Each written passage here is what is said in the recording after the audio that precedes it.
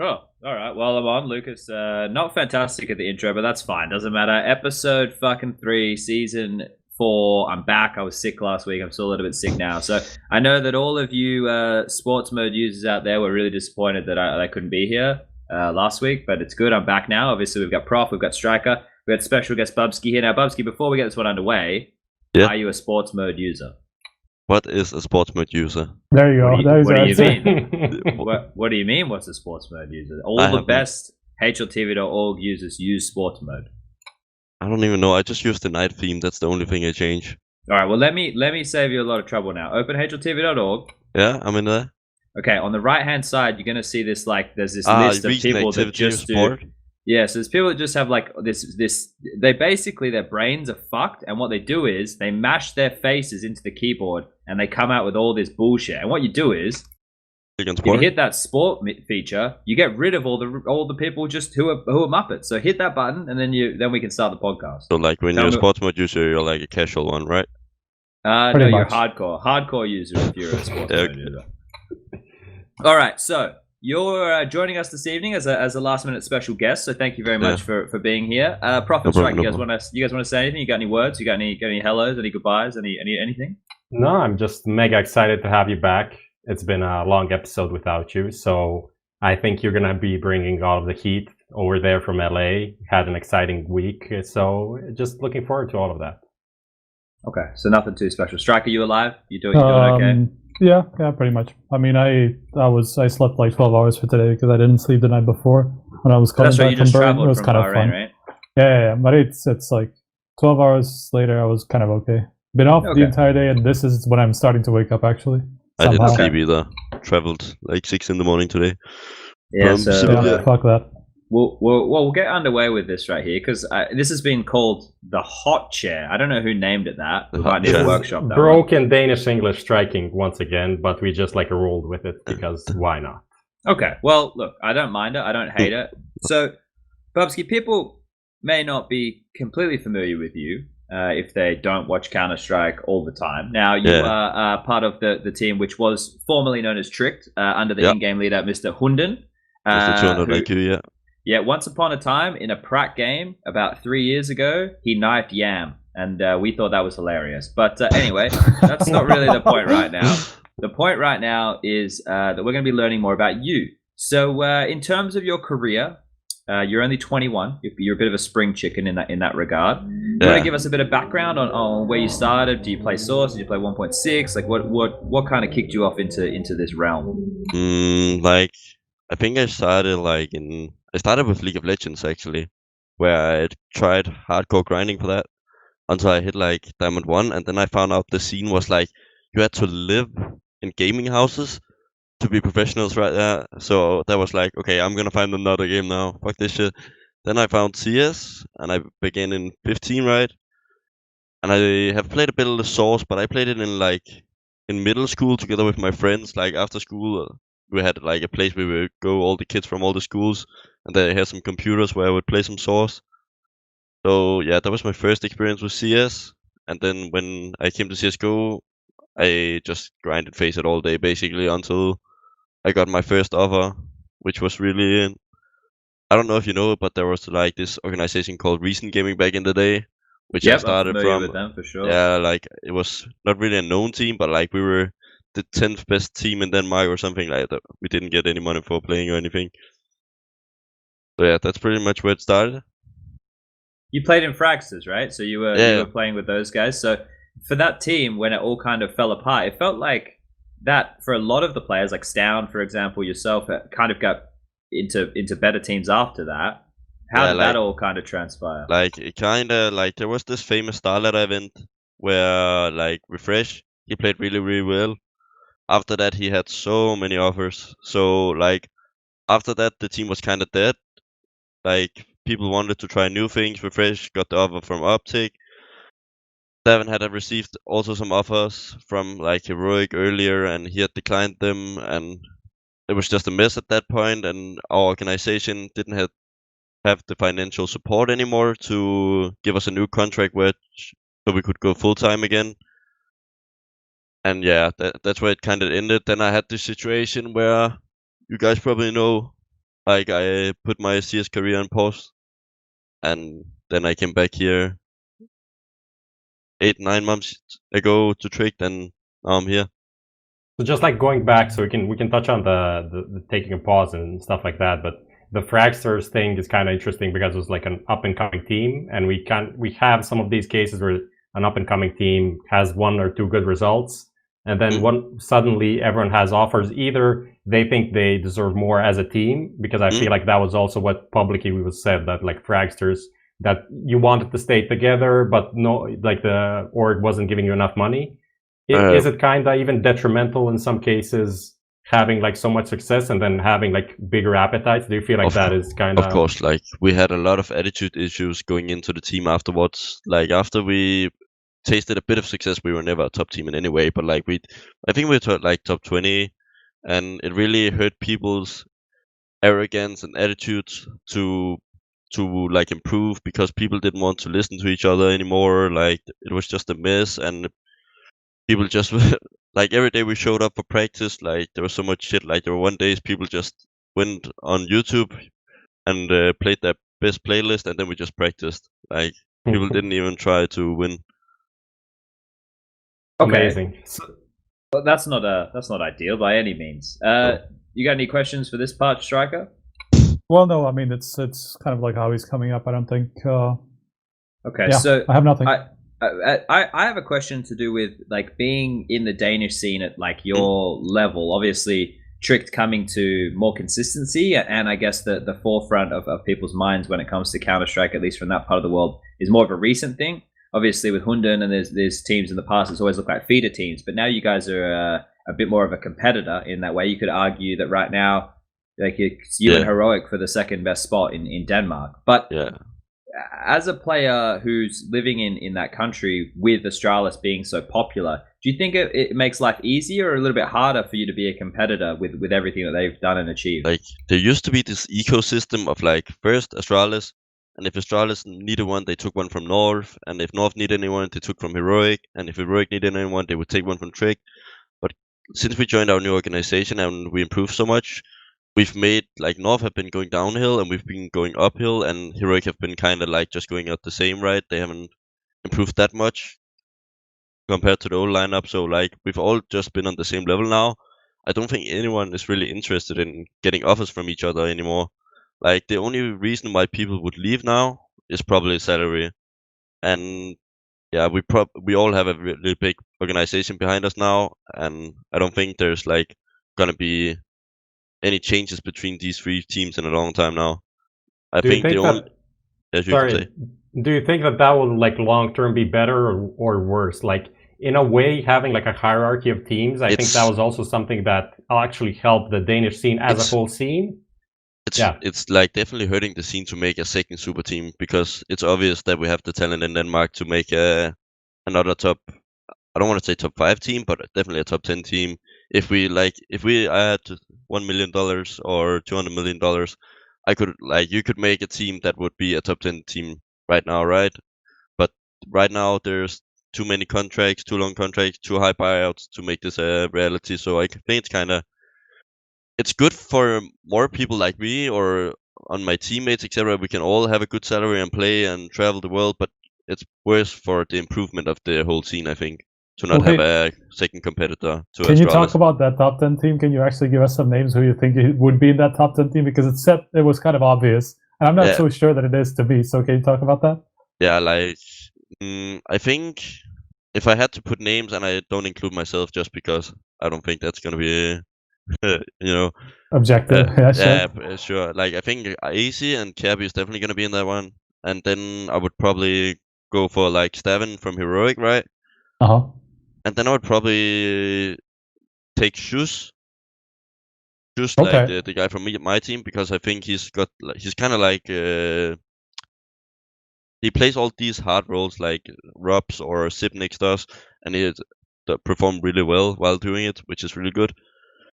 And then I would probably bring in. Then I need an AWP. Who do I take? Probably not Yugi. No, not Yugi. Most likely. It's that's like Acor, Farlink is kind of okay as well. I think also Stavin could I think I would take Snappy as an IGL just because he's the most proven one right now. of the like having a higher experience or MSL, Snappy or MSL, and then Staven make him up. Because Staven can really up well.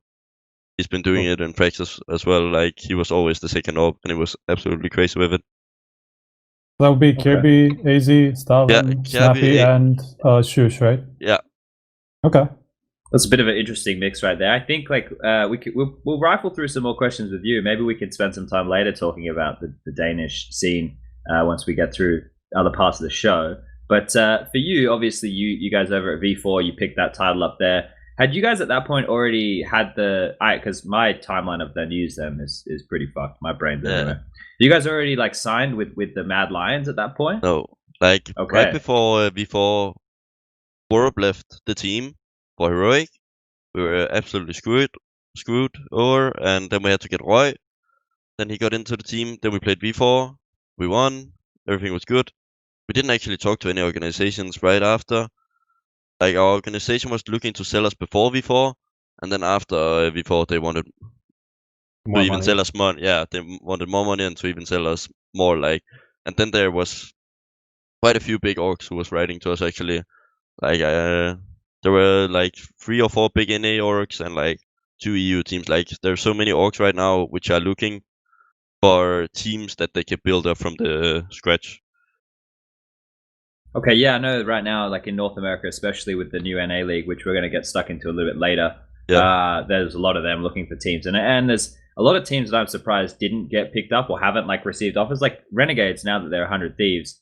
I thought there'd be so many more teams trying to pick those guys up, for example, and but that didn't transpire in that way. Obviously, at this event, the V4 event, you guys went in there, you won it, you were the MVP, right? So this is quite a thing to be achieving pretty early in terms of you guys playing at that level consistently of Counter-Strike. Do you think that's something that you can, have a consistency with the level that you've been showing there? Like, I don't want to take anything away from us, but like, we didn't even beat, like the only good team we beat was Miba, right? Like we had a pretty and easy at the path. moment that's definitely saying something. Yeah, like they're still a decent team, but like we can beat them on a good day, right? And I think Mouse screwed up big time losing to VP in the semifinals, which gave us a really not an easy final, but gave us the favorable position to win the final, which ended up in us winning the V4, right? But yeah, we went all the way from the open qualifier to the V4, which was kind of crazy. So open, closed, and from the closed we went to the LAN, and then we won everything. Okay. There was this quote from Kirby. I mean, it's not the same thing. You won an MVP. He won a major MVP when he was like 17 or something like that. But he put it in the light of the MVP kind of hurting him in terms of giving him, I guess he felt like too accomplished or that he's like too good or stuff like that. Did the MVP affect you negatively in any way? No, I actually I don't even know where my medal is anymore. But like it's not really, because I think it's a team effort when we win. Like it doesn't make me feel like, okay, I'm the reason why we won. I'm the MVP. I'm the most valuable player in the team. Like it was just a nice gesture. Like it doesn't affect me in any way. Like I wouldn't even have cared like if there was no MVP at the event. But yeah, of course it's nice to compare yourself to other guys who have won, which are mostly top players. Okay. So comparing that to like the period where you stepped down and had to take a break, so it was kind of a personal health, anxiety-based issue, I guess. Yeah, like how did you overcome that and come back to playing and then like play to that level and the level you're playing right now? Yeah, like I think not to take any. I have of course improved. I was also really good in Fragsters, I feel like, but there were so many good players in Fragsters that took space. You know, like we had Staven, who was the next big thing in Denmark. Then we had Refresh, who was really taking the lurk roles, which I preferred. And then we had Dragonfly, who was just peeking everything every round. So I was just like there holding stuff most of the time. So then I joined a new team, went over, got other roles, went perfect. That's why I think I improved mostly. But the health reasons, like it was a rough period. Like my dad got diagnosed with like life-threatening disease. Like I didn't really. It's a lot of travel in CS, and I didn't want to like be in NA and I have to call him like every 2 days. Hey, how's it going? Like, are you okay? what did the test say and everything. So I just at that point I didn't really get a sick salary or anything, so I didn't really feel like, okay, shit, man, I'm throwing away my whole life here. But like, if I do it now, exactly, I would say, oh shit, man, I'm throwing away my life. But back then it was such a small business for me, like, so I felt at that point it was the right thing to give it up. Like, you see a guy like dupreeh now, I have a huge respect for that guy, going through what he's been going through the last like 3-4 months. He didn't quit, he just kept playing, and they travel all the time, right? And like, I wasn't strong enough to go with that like he did. Yeah, it's a pretty rough one right there, right? That's probably the biggest thing that I think people don't realize is, even though you might be doing something which is a dream or look like to other people like a dream job from the outside looking in, there's a lot of things that you sacrifice to do this line of work, right? So we got the timer here counting down a little bit. I want to get stuck into a few more topics. We can probably bleed some stuff over into recent news, so that's not going to be too bad at all, especially with the DreamHack Open results and stuff. But everybody, obviously Martin, always talking about HUNDEN and stuff, and the community. He was a bit of a meme for a while, but as someone who's had the, I guess, what's the word I'm looking for here? The scatterbrained. It's still early in LA right now. You've had the opportunity to play with HUNDEN, right? As terms of like a player that you've played with, can you give everybody at home a bit of a idea of his work ethic or his ideas or what he kind of brings to the game? Like, the good thing about HUNDEN, all you need to provide to him is a good like work attitude and good mechanical skill. Rest he can give you. Like, he will give you the basics ways of playing CS, make you understand rotations, make you understand everything in game, like make sure and understand why people do certain things, and like counterplay, and which is the most important thing in CS. I feel like when opponents do something, you need to do something as well. Like, that's the biggest difference between new players and better players. Like, new players, they would just stay on their side holding all the time, but while better players would push when they got some information, right?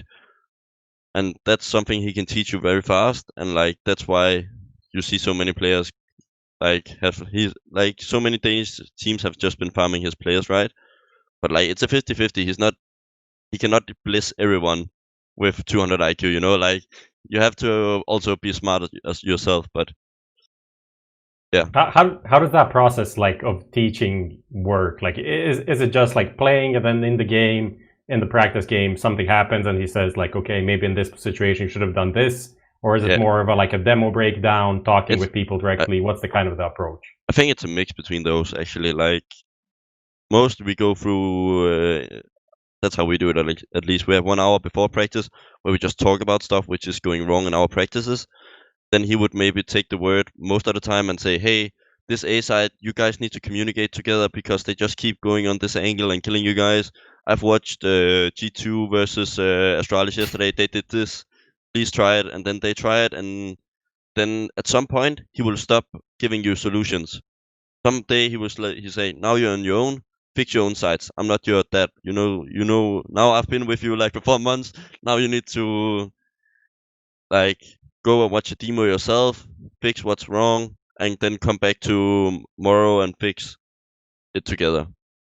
Okay, so he gives you the tools and then lets you out there on your own. So as someone who, for those who aren't aware, HUNDEN's had his players poached basically throughout the entire time in CS:GO, right? So he's had to do this whole rebuilding with youngsters a lot, and they're important figures to have, definitely within every region. I think there's a lot of regions that could benefit from having a player like him, but. Yeah. I saw that he made some tweets after you guys. We'll move into the DreamHack Open talk now and start moving across into recent news in a second, Mr. Lucas, producer. But I saw he wasn't too happy with his own performance after the DreamHack tournament, like in terms of frags. How do you guys, like as a team, kind of balance that? Because I know when I was in-game leading and stuff, you're putting so much time into like prepping the team and everything. Yeah. You can neglect your own game plan. Is that you guys doing prep work? Does that help him to be able to, focus more on his game? Like, how's that whole synergy work? Like he like, we have a coach now as well, which helps him with this, which should try to help him a bit off with the like individual stuff, because he can focus more on playing DM in the breaks, etc., etc. So I think that will help him.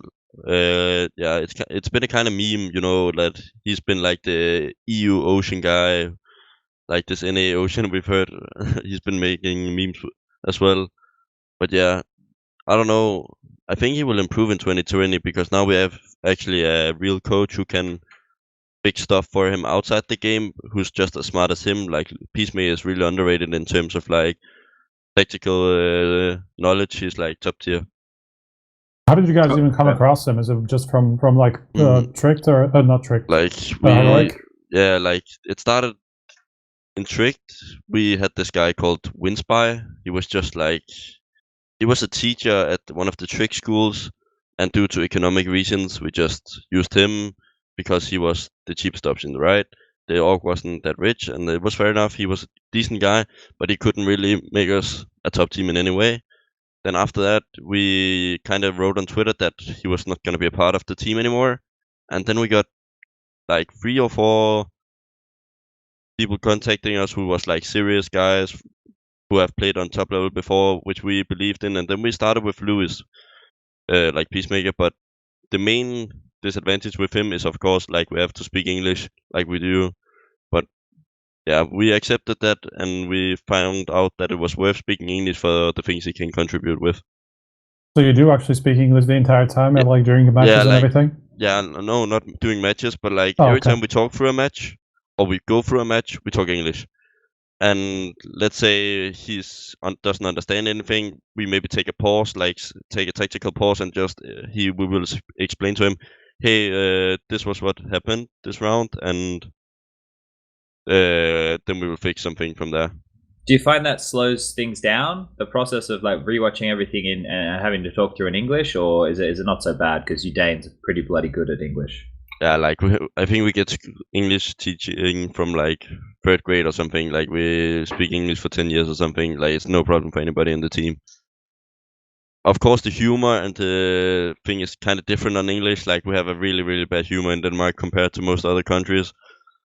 So he doesn't understand so many of our jokes because they don't make English they don't make sense in English. Like you also saw the hot chair, like also as well, which is a Danish phrase. That explains a lot of Martin's jokes, I think. Martin's just not funny. That's what I thought. I thought that, but yeah, I guess I'm not alone now. All right, where are we at here, boys? We wanted to talk a little bit about this whole situation to do with 2020, the NA League. There's been a news article that's been released about that one. Do we have our intro for recent news, Lucas? All right, so let's play that.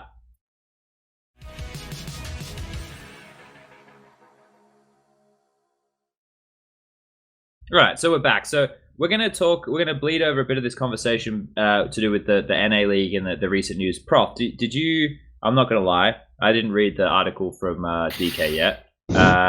Because I think I already know all the information. I mean, you don't even read the topics until we go live, so man, you know, the prep work's done on the fly here. But the stuff to do with 2020 and this NA League, right? This all started swirling around the major. Yeah, there was a lot of groundswell there. There were key figures going around discussing with other teams, trying to get them to go to this NA League. At least that's conversations that I was thinking that I was seeing and overhearing. But DK's released an article with a bit more information in there. One of the key points was the $2 million buy-in, right? Yeah. Yes. So Bubzkji, we've got you here now. Oh shit! What do you what do you have to offer us in this regard here? Oh, I don't have much. Like 2020 is definitely gonna look different. That's like what I can say right now. Like you can obviously see from you saw Moses coming out like 1 month ago saying like 2020 will be different. You just saw Blast how they will announce they also had this. Yeah, I'm 90% sure there was also a participation fee for coming into the Blast Pro series, right? And then yeah, so like 2020 is because I think the problem right now with the CS scene is that people are traveling all the fucking time and it doesn't make sense, and everybody's losing money. Even the organization, the organizers are losing money, and I think dupreeh wrote it as well. Like 2020 will be a year where we will test how we can make this scene profitable for everybody. Like because right now it's not working out. I mean, it's profitable for you guys at the moment. The players. For the players, everybody, because there's like so many orgs who want to pay big bills for good teams, but they still lose tons of money on these teams. I think, the difference from what Blast announced and what they said publicly was that they don't have buy-in fees, but they pay teams to be in the league. So that is kind of the difference. Okay. They obviously, but they probably have a different revenue share model built in, because the rumor or the report that came out today about the NA League, which is like what B-Site is the code name. Yeah, absolutely awful, but okay. It was 2 million buy-in, so this is the only buy-in league in CSGO at the moment, and with that, like 2 million is not even that much. But at the same time, compared to like other esports, but at the same time, those are exclusive, like developer-powered league, and this is just like anyone could make it in theory, right? But how it works, right? Valve already comment on how they will work with like this, the closest we get to franchising, right? Where you have a participation fee, but like everybody needs a chance to qualify, right? Because I also say Blast, they will also do something about teams being able to qualify to get in, and I guess this league will do it as well, and any other league they will come in the future will do the same. I mean, it says that 10 of those teams bought in, and then the remaining 2 will come from qualifiers. So obviously, there's going to be some sort of way to enter this without paying the 2 million. Yeah, okay. I mean, you can say that. I mean, Valve, when they came out with the announcement, with the post that they keep essentially saying you can't have exclusive leagues that forbid people participating in other tournaments, it was obvious that you can make a workaround around that, and this is exactly what was done with like reportedly ESL and this NA League putting their league matches in the same time frame. And essentially, they're not saying you can't play ESL, but if you want to play this, you can't be there at the same time.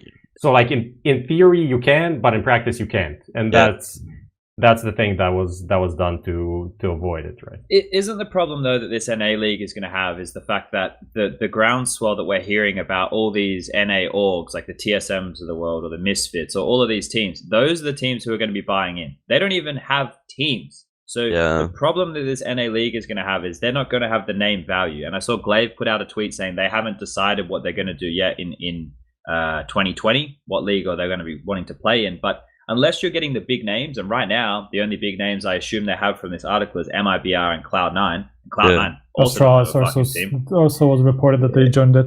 Yeah, but Glaive said that they didn't. They haven't confirmed anything yet. So here's the thing. As far as I understand, just because like maybe the management of Astralis, obviously being involved with Blast and stuff in the past, no longer. That's all. Those ties are cut. But they're probably would be leaning to the NA League, right? The management probably are, but the players, if they get like a say at all, would probably not be leaning towards the NA League, right? They would probably be leaning towards being able to have a bit more of the open circuit feel, because this is as far as I understand, it's just going to run over a short time span, right? That's probably the same as what Pro League's going to do, probably going to run over a short time span as well, and they're just going to overlap. So it's just about choosing which league you would want. If it was me, if I was a player, I would want to be in the more competitive league. I wouldn't want to just play in the NA League because it had more money. I'd want to be one with all the other good teams, because that's where you're going to get the viewership from. That's where you're going to get all those bits and pieces. So honestly, I would want to be in the one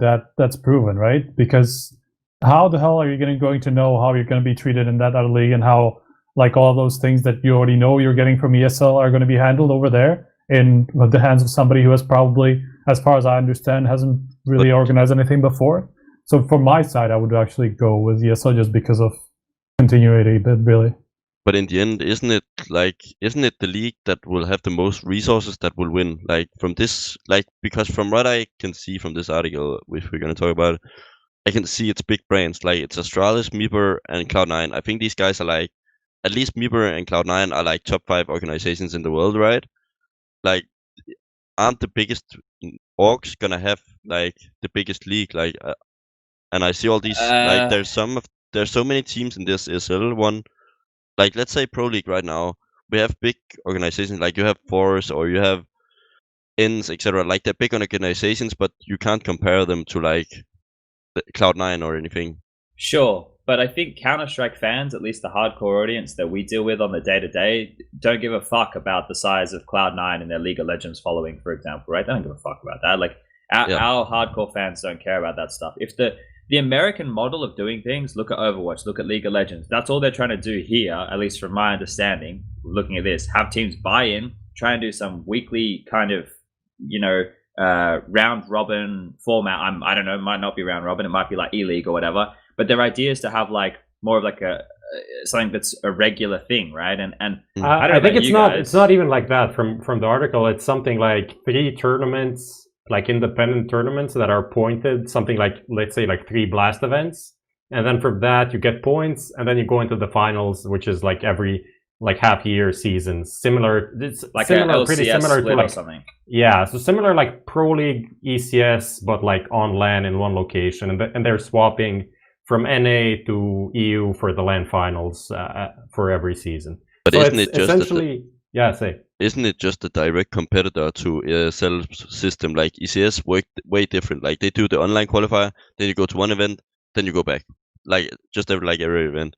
ESL, they have this format of teams coming to this place. They stay there for like a couple of weeks, like 1 week, right? They play all the matches, then they go home, and then they maybe come back to play the playoffs or like it's very similar to EPL, actually, what EPL is kind of now. I mean, obviously not all details are out there, so maybe the format's not the same, but teams go to a location, play a tournament, and there's a couple of these like people coming to a location, playing a LAN, and then a LAN finals. And essentially, I think, to be honest, as a team going to that competitor, you don't really lose that much, considering from what's being said, most of the calendar is still going to be open to these like independent tournaments. So you can still go to ESL1 Cologne if you go to the NA League. You can still go to IM Sydney, or you can go. That isn't even announced for next year, but whatever. You can go to a Star Ladder event if it exists. Who knows?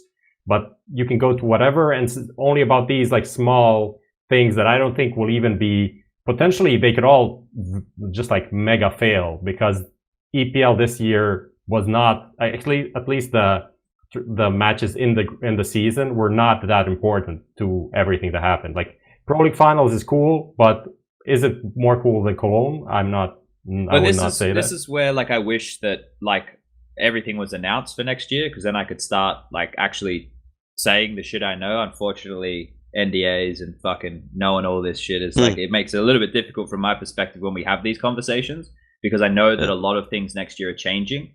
But in terms of the year as a whole, like the way that the year is going to flow, I don't think we're going to have anywhere near as much overlap of tier 1 tournaments, right? If teams choose to go to like a DreamHack Open and then that backs on to like a bigger ESL event or another event or some shit, that's their own dumb fault for fucking chaining those events together. I think it's going to be quite clear the tier 1 tournaments, the only overlap that I have been hearing of is going to be that with the NA League and Pro League, as far as I understand. The rest of it, everyone else is playing nice. Like, you can have your space, you can have your space, we'll all work it out.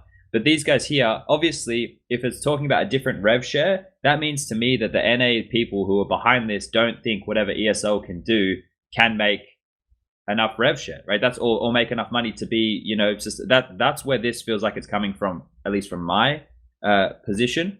But I think that either way, we're going to get a bit of an experiment on our hands, because if ESL stick with the similar Pro League that they're running, and then these guys come in and try their system, we're going to see which one works. So next year, we're going to learn a lot. It's just where people align themselves. And I have one issue here.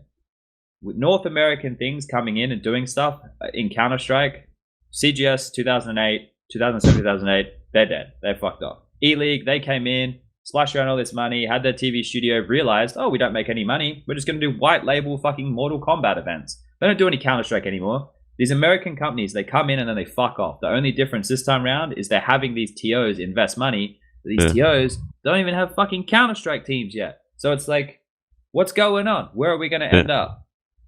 Yeah, like that's the problem, because right now I feel like it's not up to the players, right? I don't think it's the players' choice right now to what they want to play.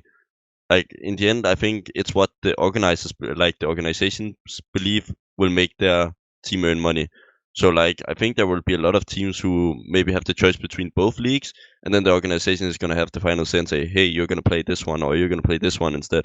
Like I think it's gonna be really, really weird next year. I mean that what you're talking about now, the organization deciding instead of players, not instead, but like they're just deciding for the whole team. That was an issue back when the PEA first was announced, and this is kind of, as people described it, it is kind of the I don't know, PEA in hibernation coming back. Which is this, like, what is it? Beast side B, Rush B, whatever. Beast side. So back then that was a big issue. Do you think that's a fair thing now for the organizations to decide on instead of players, from your perspective? I don't know. I'm not in the mindset of an organization. I have no idea what they would want to do. But like, from your perspective, is it for you okay for them to decide, like, maybe you want to play this league and they say you have to play this league? How do you personally feel about that? In the end, like, I think it also depends how much value you have as a team. Let's say we a guy, we get invited to a tournament, and we say, oh, it's a fucking Sydney, we don't want to go to that shit. And then they're like, you guys haven't played a tournament in 2 months, you retards, go play something. And then we then the organization has the final say, you know. Like, I think the organization should always have the final say. And if the players except if you're Astralis. Yeah, that's what you're trying to say. That's what I'm trying to say. Like, Astralis have so much value that, like, if they say we don't want to go to this, but please, no, then we're just gonna find a new home next year when our contracts expire. You know, we can get much better offers if we want. Okay. So we got anything else we want to kind of lump in with this talk about the NA League and the 2020? Just one thing. I think it's kind of interesting that Blast is the one who came out of winners out of this, basically, because they are not the ones competing with the other two. Because obviously they sat there. How is that even going to work? I don't understand. Well, Blast is in.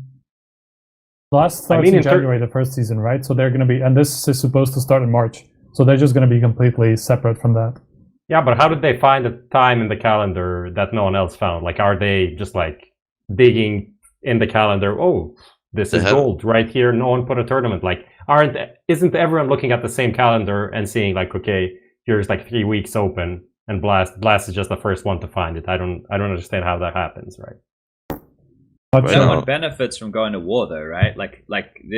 Obviously someone has to win eventually, but like Blast don't benefit by going to war with ESL, and ESL don't benefit by going to war with Blast. The NA League want to do things differently, right? So then they're just like, well, fuck it. But they also, the NA League, it's not pieced together yet, so they need a bit more time. They said they want to start in March, right?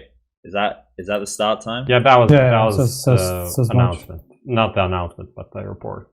So I don't know, like, there's no tournaments in January of any worth other than like a DreamHack Open. There's one that hasn't been announced yet that'll be end of January. But other than that, there's like January's completely open. Yeah, and we were really confused about this as well. We thought like maybe 1 or 2 months we go, hey, we would start getting some qualifiers to some invites, or like at least some tournaments announced, like that would announce in January for next year or anything. But nothing has been almost leaked. Like, we've got 2 IEMs for next year, right, that have been announced, the major, and then like 9 opens. That's everything that has been announced for next year. Yeah. I mean, it's super weird because this week we had fucking, depending how low you want to go, 6 or 7 events going on at the same time, which is absolutely insane. And then directly from there, next week we have 2 kind of big events, and then I think a couple of smaller ones again. So it was meant to be the player break, wasn't it, next week? Yeah, I'm not sure when it was supposed to. I don't exactly know what the dates are, but I guess my calendar, yeah. But I guess we're starting the 23rd, which is just like ridiculous. Just a couple of days before Christmas, depending on when you say Christmas is. Won't go into that whole discussion because some people are just wrong and don't want to admit that. So let's just move on. Oh shit, I just hit the wrong button. Fuck, I've hit Lucas, I hope we can go back. Anyway, alright, so I think we wrapped that conversation up. I think 2020, we're going to find out more as these weeks progress, or early in January, we can probably do a couple shows where we see the landscape a little bit better, but I think that it needs to be more based around choice of people, making sure that, you know, we're actually kind of using these tournaments in the ways that they're designed. Not everything is for everybody, guys. We can take some breaks. I'm going to try to do the same. Now, we're going to keep going with the recent news. The Devilwalk versus Maden. Interesting way to go about it here. I think I need to enter this one manually, Lucas was saying. 1 second. Okay, Lucas has got it. But this one right here, in case you guys missed it, I don't know if we can play the video clip, Lucas, or maybe you can bring it up for us at some point. But for those people who missed it, this was during the DreamHack Open in the semi-final. Godsent were playing against Crazy. And as you can see here, Devilwalk has a couple things to say. Now, there's been a lot of tweets that have come out after this. I personally, when I saw this, I fucking love it because I now have moved so far away from the player sympathizing perspective of like, oh yeah, I'm an ex-pro and that kind of shit. I'm just here for the entertainment now, boys. And that for me, that's fucking entertaining shit. Like I love, at least he cares, you know? I'm glad that he cares. I'm glad it's not, oh, it's just another tournament and we didn't win. It's like he genuinely gave a fuck. Now, obviously, it's not the way to deal with it. They've tweeted about it, they've spoken about it. But do we have any thoughts on this? I mean, I only saw like what the aftermath of it was, that like they obviously made up and everything, and that was just like some sort of a misunderstanding. So that's about it. But in all honesty, is there anything like wrong about this? Like people get heated, people just like fight with each other. The whole thing was like you shouldn't have done that on stage. Like everyone said, you shouldn't have done it on stage. So essentially, if you're okay with him doing it behind the stage, then why are you not okay with him doing it? Like, what is the difference with him doing it there? Like, it's just them expressing what they feel at the moment. And you get to see it, so it's better for you, right? You get some insight into the team. So what's so bad about it? Like, what is the issue? Look, I think if I was the player and that happened to me after just losing in the semi-final, that would really like just be like, bro, just fuck off, you know? Like that would be where I'm at. But I think that reinforcement, and I hope that Malik, will get into G2 stuff later, kind of gave the G2 boys a similar berating after that matchup that happened yesterday. But those kind of things, I think, you know, it's not bad. I think that for the longest time, you know, players have had full dominion over these kind of teams or doing things wrong or whatever. Like having a coach having a bit more power, or I know this isn't a power thing, but these kind of things are kind of is, I guess. Like trying to, it depends on how many layers deep we want to go on all that. But I think it's like, this is the stuff that even though it's not great and it doesn't make it's not like he hit him, you know, it's not like there was like, he was just obviously super passionate about the way that all this shit went down, wanted to get that point through. And obviously afterwards, even it would have all been fine anyway. Like, I don't think Maden's going to go, I'm going to leave the team because Devilwalk fucking did that to me on stage. It's just like, this is competition, you know. This is where we want the emotions to kind of be at. Yeah, you see this stuff all the time in like football, like people screaming at the manager for getting subbed off or like stuff like this. I just think it's a normal part of the scene, like in the sports scene. But we're just very sensitive in CS. I think the biggest problem is that like most people see kind of coaches as not a big authority, right? So that's kind of where the problem stems from, I think. Because when you look at like most other coaches, they will not even berate these people, their players as much as I don't know what you just saw from Devilwalk, right? Because they just don't have that kind of a relationship too much. Like, sure, coaches generally have some sort of authority, but not nearly as much as they do in other sports and stuff. So I think that's why people are taking issue with this. Did you ever, by the way? Did you ever have a similar experience to this, even not about you, maybe about someone else in the team? Did you ever see something like this happen, Bubzkji? No, like I've only dealt with amateur coaches so far, except Lewis.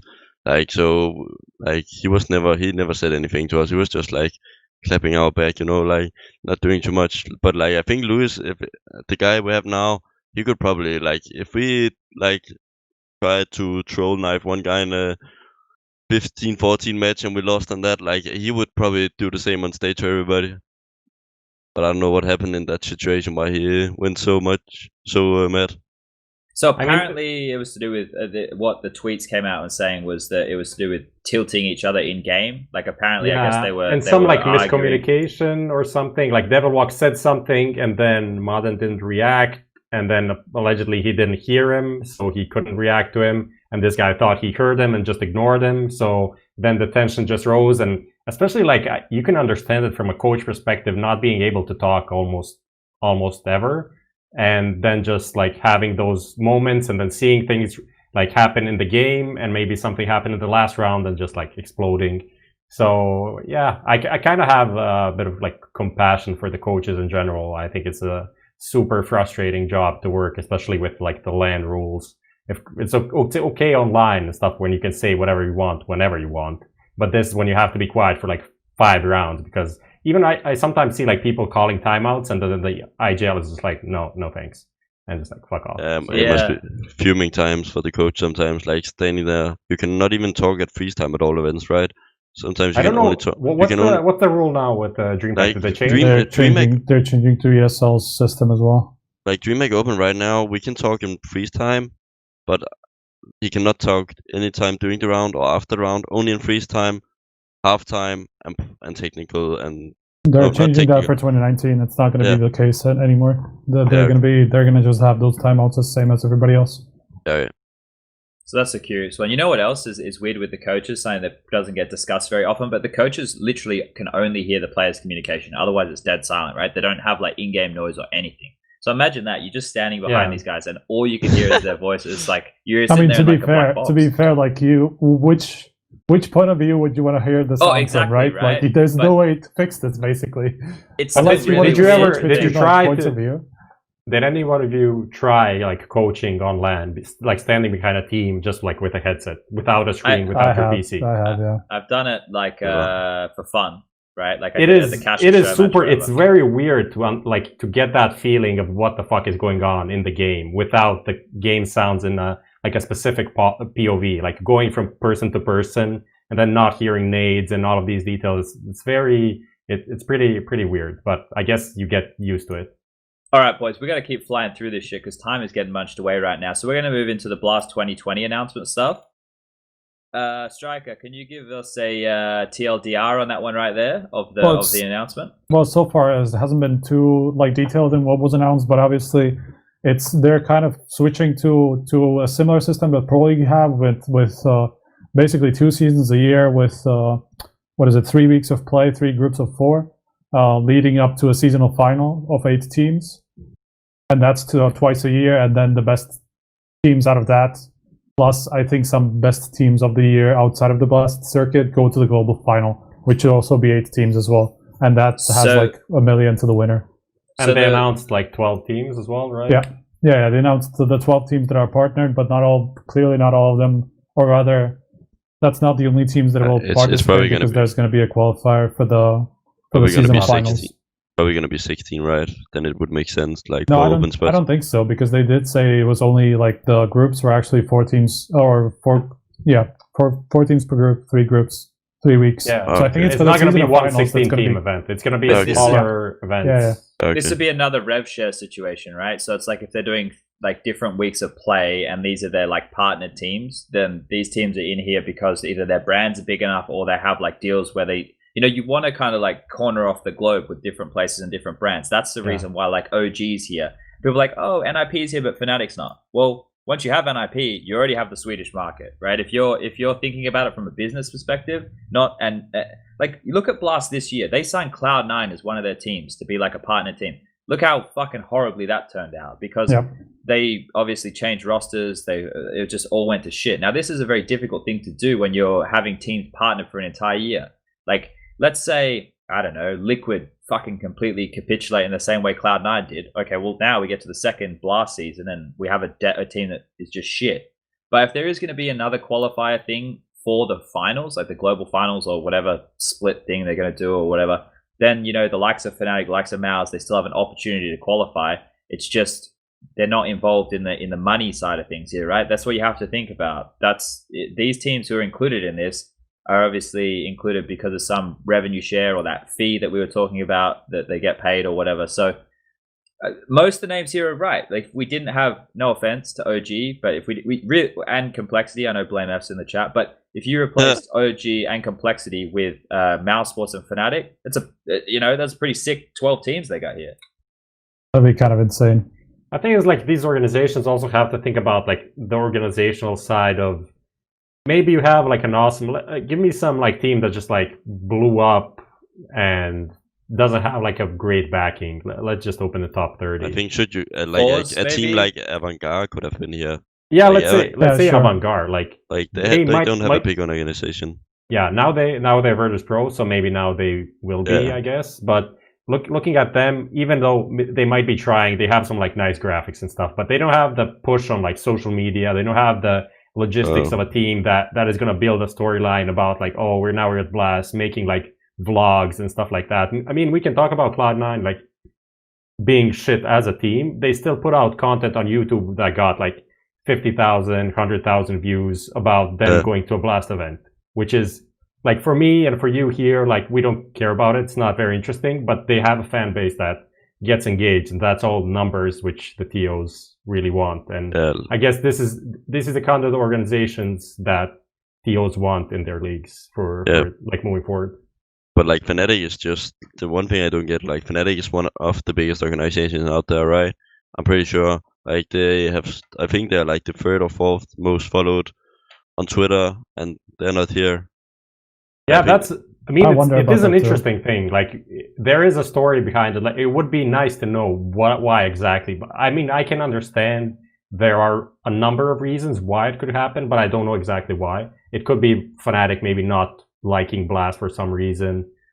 Could be the Swedish thing. They just want one Swedish thing. But didn't it maybe NIP has enough pull to like block Fnatic from being in the Blast circuit.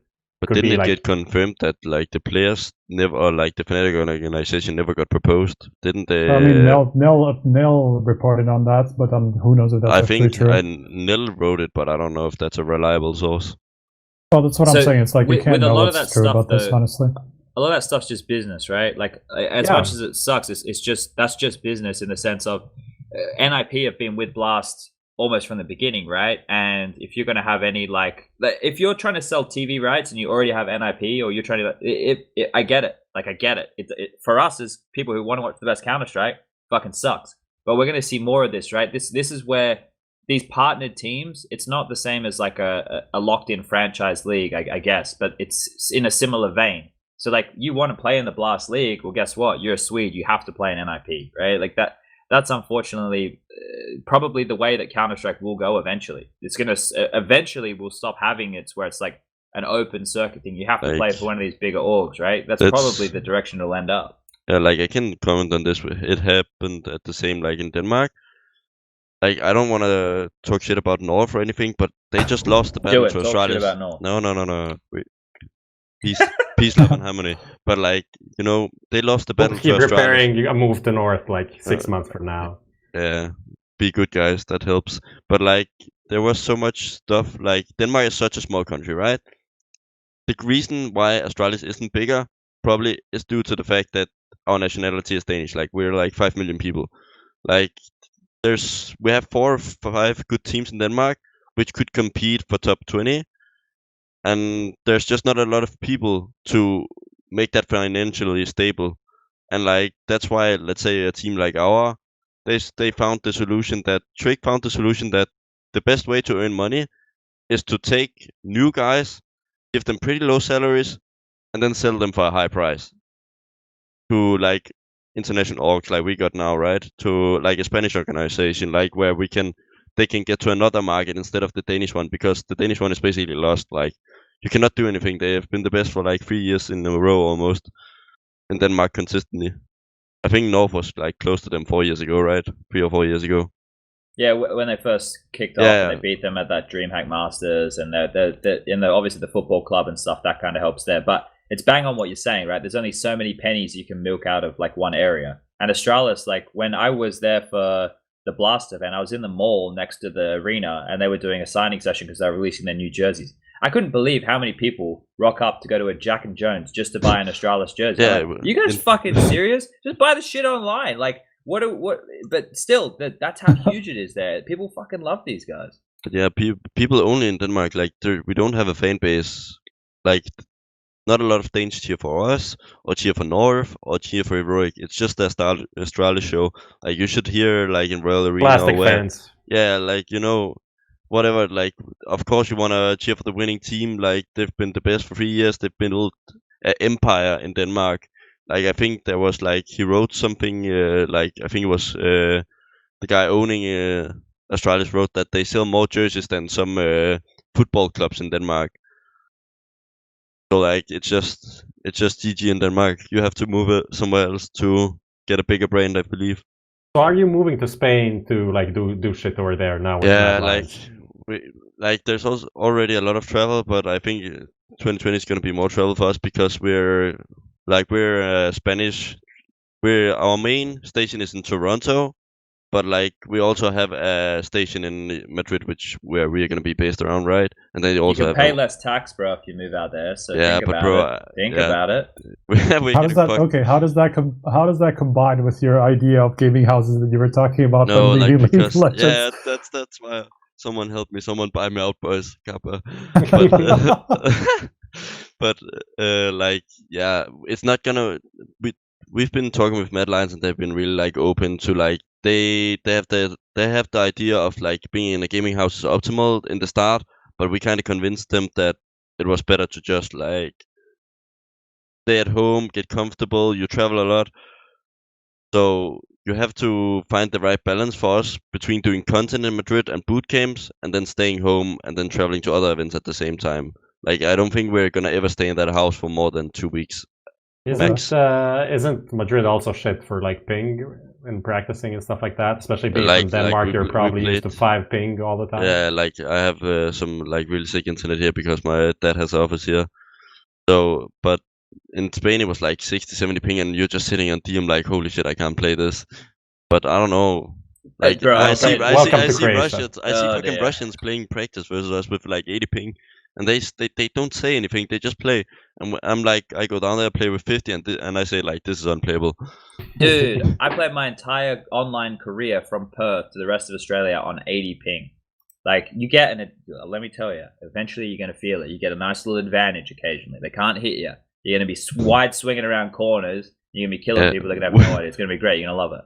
We have a guy on our team who just always, when he misses his shot, oh shit, their rates are so shit, man. Their rates are fucking terrible. This is a classic. They need to fix their tick rate, man. What the fuck is this bullshit? All right, so we're going to keep this show moving along a little bit right now. We're going to go and talk about quickly with the BnTeT free from Tyloo. There's been reports about that. Do you guys have the yay and your nay buttons available? Yes, but how many times can I click yay? On TeamSpeak, do you have it? Wait, what? Is there a yay button? Yeah, go on the TeamSpeak. There's a link with your name. If you go up a little bit, yeah. Okay, so I can click yeah on that one. So yeah, you click yeah or nay, and we get the. Okay, we click it, boys. We clicked it.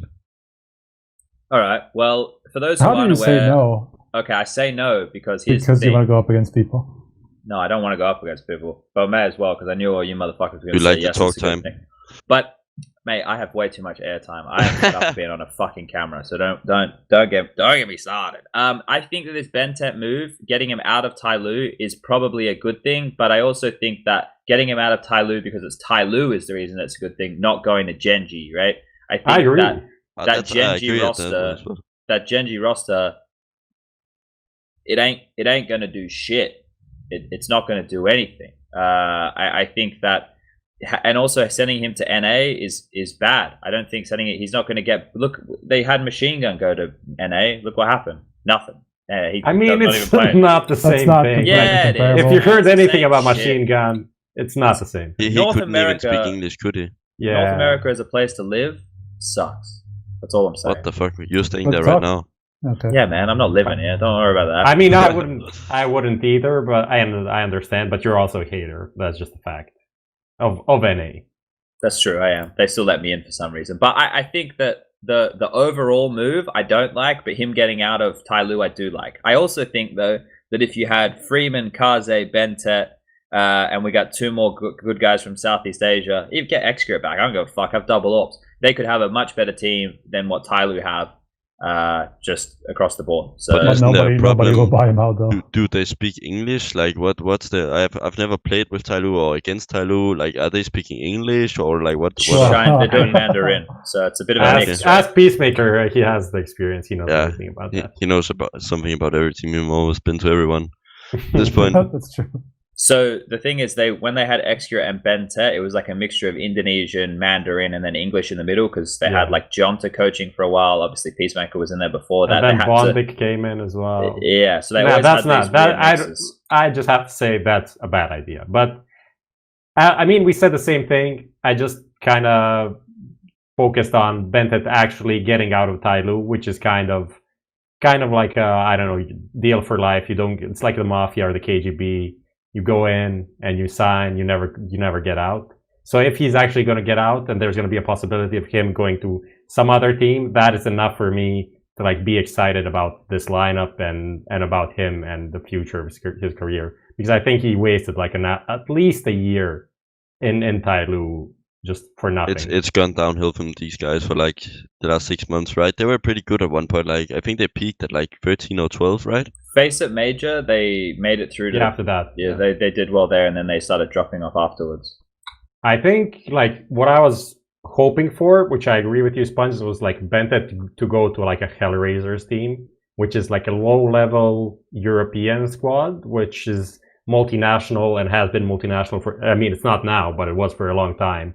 I think that was the solution for them and for him, but I don't think it was probably not an easy thing to do. And I don't think this move happens if it's not Gen.G, which is a Chinese org, if I'm not mistaken. I mean, they are Korean. Okay, but still, I think it's easier for them to do stuff over there than for like a Hellraisers team. Here's a fun little tidbit for you guys. So Renegades tried to get BnTeT. This is Renegades who are now 100 Thieves. Like a while ago, they tried to get him to come on in, but the problem that they were having before they signed Jacob.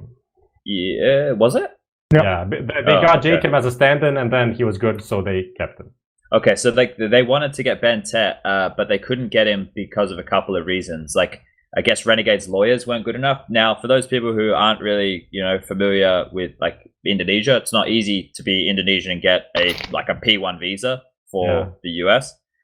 So there was those factors there, and Tyloo just kept changing the bar. It's like, what's the buyout? Oh, we don't know what the buyout is, or how much money do you want? And they just kept moving that around. Now, Renegades as an org probably didn't have enough money really anyway. But yeah, that's a couple of reasons why they moved to 100 Thieves, I would assume. But yeah, BnTeT has been at least offered a chance previously, hasn't been able to make it happen. So that's one of the things we have to wait and see what happens there. Now, does anyone else have anything they want to say on this before we move to the good, the bad, and the ugly? Because we've already spent an hour just getting over these first two topics. We need to start fucking speeding this shit up. Yeah, let's speed up. Get over the shit.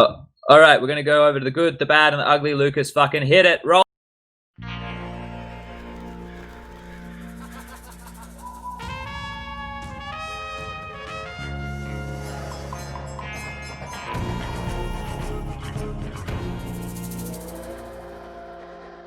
All right, so this one here is the good, the bad, and the ugly. We'll be looking at the recent events and discussing those. If those who aren't familiar, it was a Western film. So go onto your illegal streaming platforms and watch the good, the bad, and the ugly.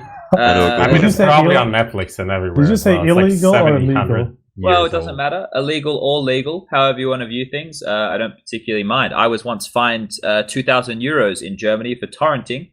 Use a VPN, you fucking rookie. I think you are the only person in the entire fucking world who ever got fined. No, you're not. In Germany, it's pretty big. So yeah. So guys, don't torrent in Germany. Anyway, we're going to be starting here with the OG project. So we're going to bring those fingers out again, the yays or the nays. Do we think? Well, that's the question. Is the OG project worth the hype? Yay or nay? Okay. Prof, why is it worth the hype? If you put it that way. Honestly, what the fuck? Oh, he said, shit, boys. Look, the problem... Okay, go. Like, honestly, I watched minimal amount of Summit and of OG. The only thing that I saw, like, a bit of a semi, and then I looked at the stats, and I saw Mantu wrecked everyone. Not wrecked everyone, but he was the highest rated player for the team, and he is the biggest question mark for the team. So if he's doing well, then the team's going to be okay, and I think that's enough for me to say, okay, worth the hype. The reason why doesn't match up to the hype, though. I don't know. I mean, I don't know what you guys were expecting. Was this supposed to be a top 5 team tomorrow? Not our hype, just generally hype from people. That's where it goes wrong for me, because I look at the aspect of how much money they spend for this team, and it's been absolutely crazy. Like, these guys have all been bought out. Like, they had the chance to spend millions of probably dollars to get these guys. I heard their salaries aren't that high though. Yeah. I don't know what their salaries are, but like the buyups have definitely been really, really high. And I don't know. Like, I think I compare it to if they could use it differently. I think they could have got it way cheaper with some other players. they're free now, that they could have got like maybe some of the crazy players, or like they could maybe have taken 1 or 2 guys from the crazy players and do something with those guys for way cheaper. But if they have the money. Yeah, I don't know how, like, if the crazy guys are not really looking to sell until the major, probably, or if they are selling, they want to sell the whole thing because they have 3 players and the major slot tied to Letni, Otto, and Esperanto, right? So any of those players would not be up for sale. And then Ships was obviously a target for Gen.G, but it didn't happen for some reason, so don't know about that. But yeah, I understand from that perspective of spending a lot. So I think I wanted to say. Yeah, go for it. Okay, I wanted to say it doesn't match the hype of the fans. I'm fine with how they've done. I think the summit is a really good sign, but doesn't really match up to what the fans have been kind of expecting and almost like thinking this was going to be a top 5 team like off the bat or something. That's obviously not. Whoever thought that matching up. I saw. I'll just say not realistic. I'll be kind and say not realistic. But like, in terms of like, how is this, like, what player here is a fucking simpler Zaiwu that's going to put them top 5 instantly? Well, not a single one, not even close. Hype. I've never said it was reasonable hype. I'm just saying what I saw. They have a lot of experience. Like, I mean, I think Striker, you need to activate sport mode a bit more and not listen to the stupid comments. I mean, obviously you can't discern which is a reasonable, which is an unreasonable comment. Same as SPUNJ probably. So you have to go on the sports mode. Like people like me and Bubzkji, we can do like the non-filtered mode of everything, right? No, I need to not read those opinions, because for me, I read it and I go, this is what people genuinely think, and then I have because these people have spent their fucking time, which is the only thing in the world you can't get back. Don't get started, please. Let's move on from this subject. All right, yeah, you're right. But no, so the viewership figures reflected the fact that OG was quite a popular prospect for a lot of people in this tournament. Like when we had OG playing, the viewer numbers went up. Obviously, they have a lot of different nationalities covered with their players. The hype around the fact that the Dota team is obviously the most prolific Dota team based on the back of those 2 TI wins, etc., etc., etc. And my biggest thing was you're buying all these pieces of teams which at once upon a time were quite important pieces. Is it going to work? And in the first day, they look shit. In the second day, they look much better. And then come the third day and then the final day, they were looking like a team who maybe there's a bit of promise. But in terms of the groundswell, which is, I think, what we're talking about here, they didn't. It didn't live up to the hype, which was the leading of being part of OG, I think. I just think it was, to be honest, I think they went for a really weird mix of players. Like, from my point of view, they went with, I can't say who was available to get, but like Alexip, Valde, and BK, they just seem like a bit of the same guy. Like, I think they are all a kind of they have a strong voice, and like they have a big opinion, and they are very experienced. Like, if this project is something they're going to believe in for the future, why didn't they go with some talents? Like, I only see Mantu, which is unproven here, and then they went for 3 guys who have been benched by like teams who didn't want to play with them for whatever reason. Like, I think it's just such a big gamble to buy out 3 guys from like these big organizations, and I don't even think they're gonna fit together in the long run. But that's just my opinion. That's the thing. Like, OG as a team, like they kind of even made the parallels between their Dota lineup and their CS lineup now, because they also have this kind of weird mixture of like 1 French guy, 1 Danish guy, and they kind of fit a similar bill of like their profiles as people. And they have Isa. They also had someone from the Middle East, I think. So they think that maybe like because it works in Dota, it's going to work in CS. But historically, things that worked in Dota did not work in CS, like or in League of Legends. They have more of this, I don't know, international English-speaking thing going on, which in CS, as SPUNJ and Striker, maybe not on that thing, but international rosters have not been dominant in CS. FaZe was the outlier that worked for, even was not the best team for long, but was there competing for top 1, second, first place with SK that year. But other than that, it did not work. So I think they kind of went in their way, thinking with their Dota mindset, picking up this team. And as well, like NBK, Alexi making the team, it was not an easy time to actually put together a roster with all of these different teams as well, picking up like a Poison. They want a Poison gets picked up and stuff like that. So I think it's interesting, but they have a different mindset that I'm not sure. I agree with Bubzkji here that I think there is an issue with just putting them together in terms of chemistry. I don't get this argument that, like, because it's only FaZe who made it to the top, it basically doesn't work. I honestly don't understand why you're saying that when literally the only team who ever tried and had the players to be on the top made it there. And when you look at Mousesports, who didn't even have the players originally, who were thought as a top 5 team, made it there in the end. That's 2 teams who tried to do with like at least semi-good players and made it. So what is that argument that it's not working or anything? It's just that it hasn't been tried enough. There's players that can get there. Talking to FaZe players after their like 3 grand finals that they fucked up, which was the Major, Katowice, and Oakland.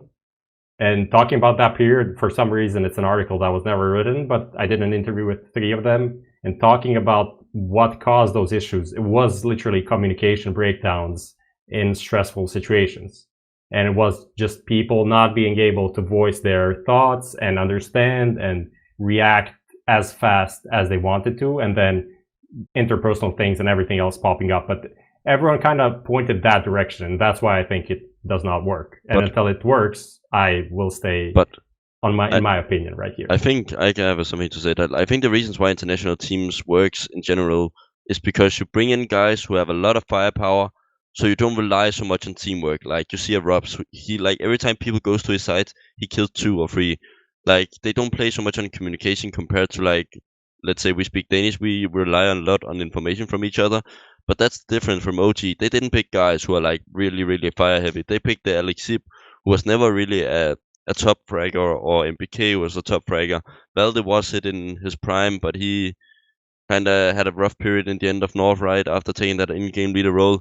Isaac got benched in Hellraisers. Like, he was never a star player, but he was really good at some point. Then you get Mantu, who has never even played top 30 CS.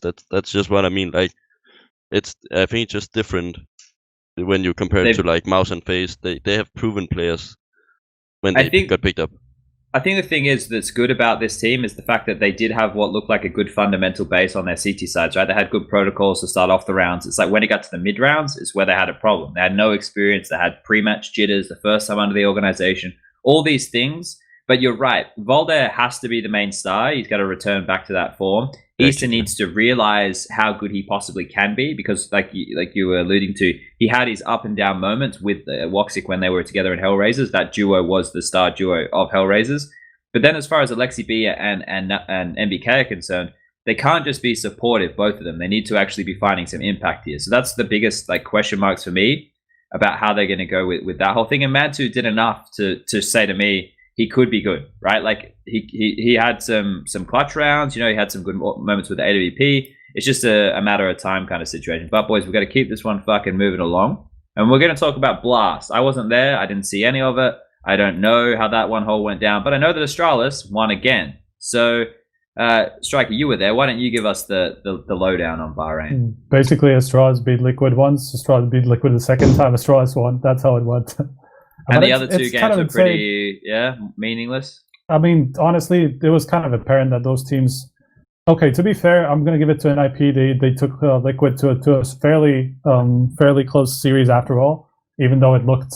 I mean, wasn't the FaZe series even closer? They actually won a map. Wasn't NIP 2-0 or something? Oh, you mean FaZe against Liquid? Right. Yeah, that's actually true. Yeah, fair enough. But still, it's just like it was pretty obvious who the top 2 teams were there, and that kind of got proven. And then it was only about the Liquid Astralis rivalry, which went as I basically said. But both of those series were relatively close, even if Astralis won them both without losing a map. So it's like that's just kind of how it went.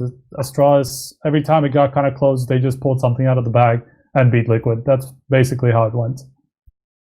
Do we think Liquid with this iteration will ever be able to topple Astralis? Like I feel like at this point they're going to have to start losing faith, right? That it's ever going to be possible. This is the striker argument, but they already did. They already did it. Well, are we talking about iBuyPower or? No, I mean they did it during they did it that too. ESL Pro League as well. Yep. Yeah. But I mean I lost my train of thought. Never mind. Go. I'm just want to say like what happened here, which is kind of maybe goes into the doesn't. I don't know which category, the good, the bad, or the ugly, does this fit in? But I guess kind of the ugly with the Astralis Liquid rivalry going back to just being Astralis winning every single time. I think it's now 7-2 or 6-2 in terms of best of threes in this year. What to say? It's not inspiring, and even like the NAF interview that Striker did with him is like so much praise for Astralis.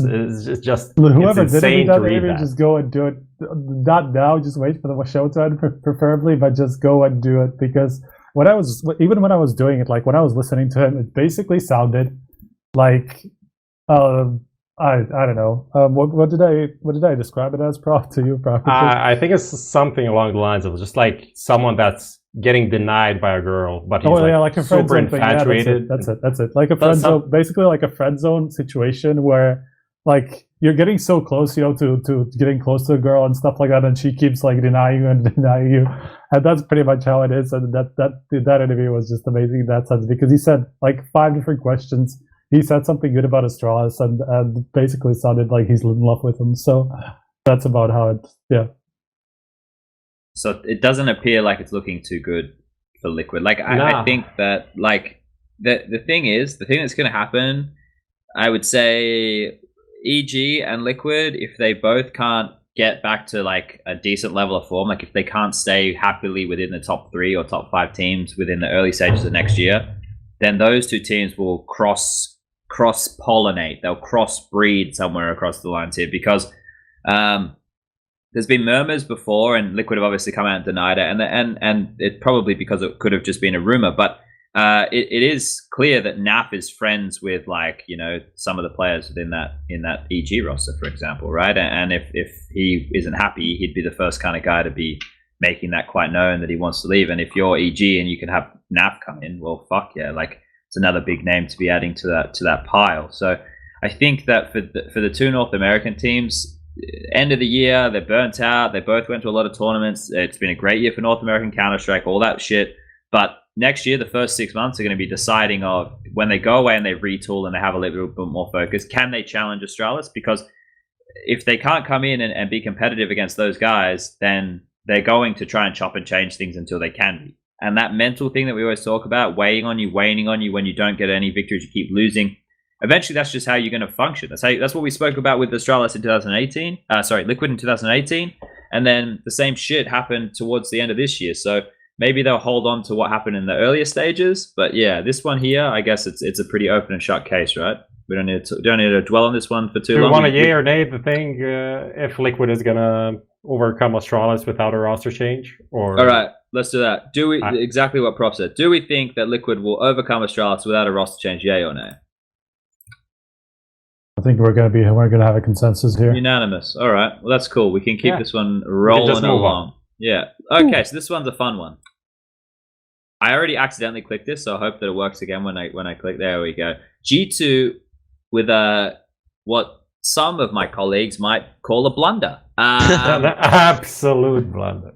So, ladies and gentlemen, boys and girls, yesterday the Grand Finalist Summit was on. Mousesports came into this tournament off the back of just lifting that trophy that we saw in Pro League Finals. They came in, Woxy couldn't get a visa due to their hectic schedule and whatnot. So they played with Natasafix. And Natasafix, being a player who plays a lot of Counter-Strike still at the moment, quite a likable guy, communicates very well, slotted in easily. They had some ups, they had some downs, they lost some vertigos, they made it to the Grand Final. And Carrigan, well, he had to leave. He had to go get on a plane because he needs to get his visa for Epicenter, which they're participating in a couple of days' time. So he had a hard out time of 6 p.m. And the final started just after 4 p.m.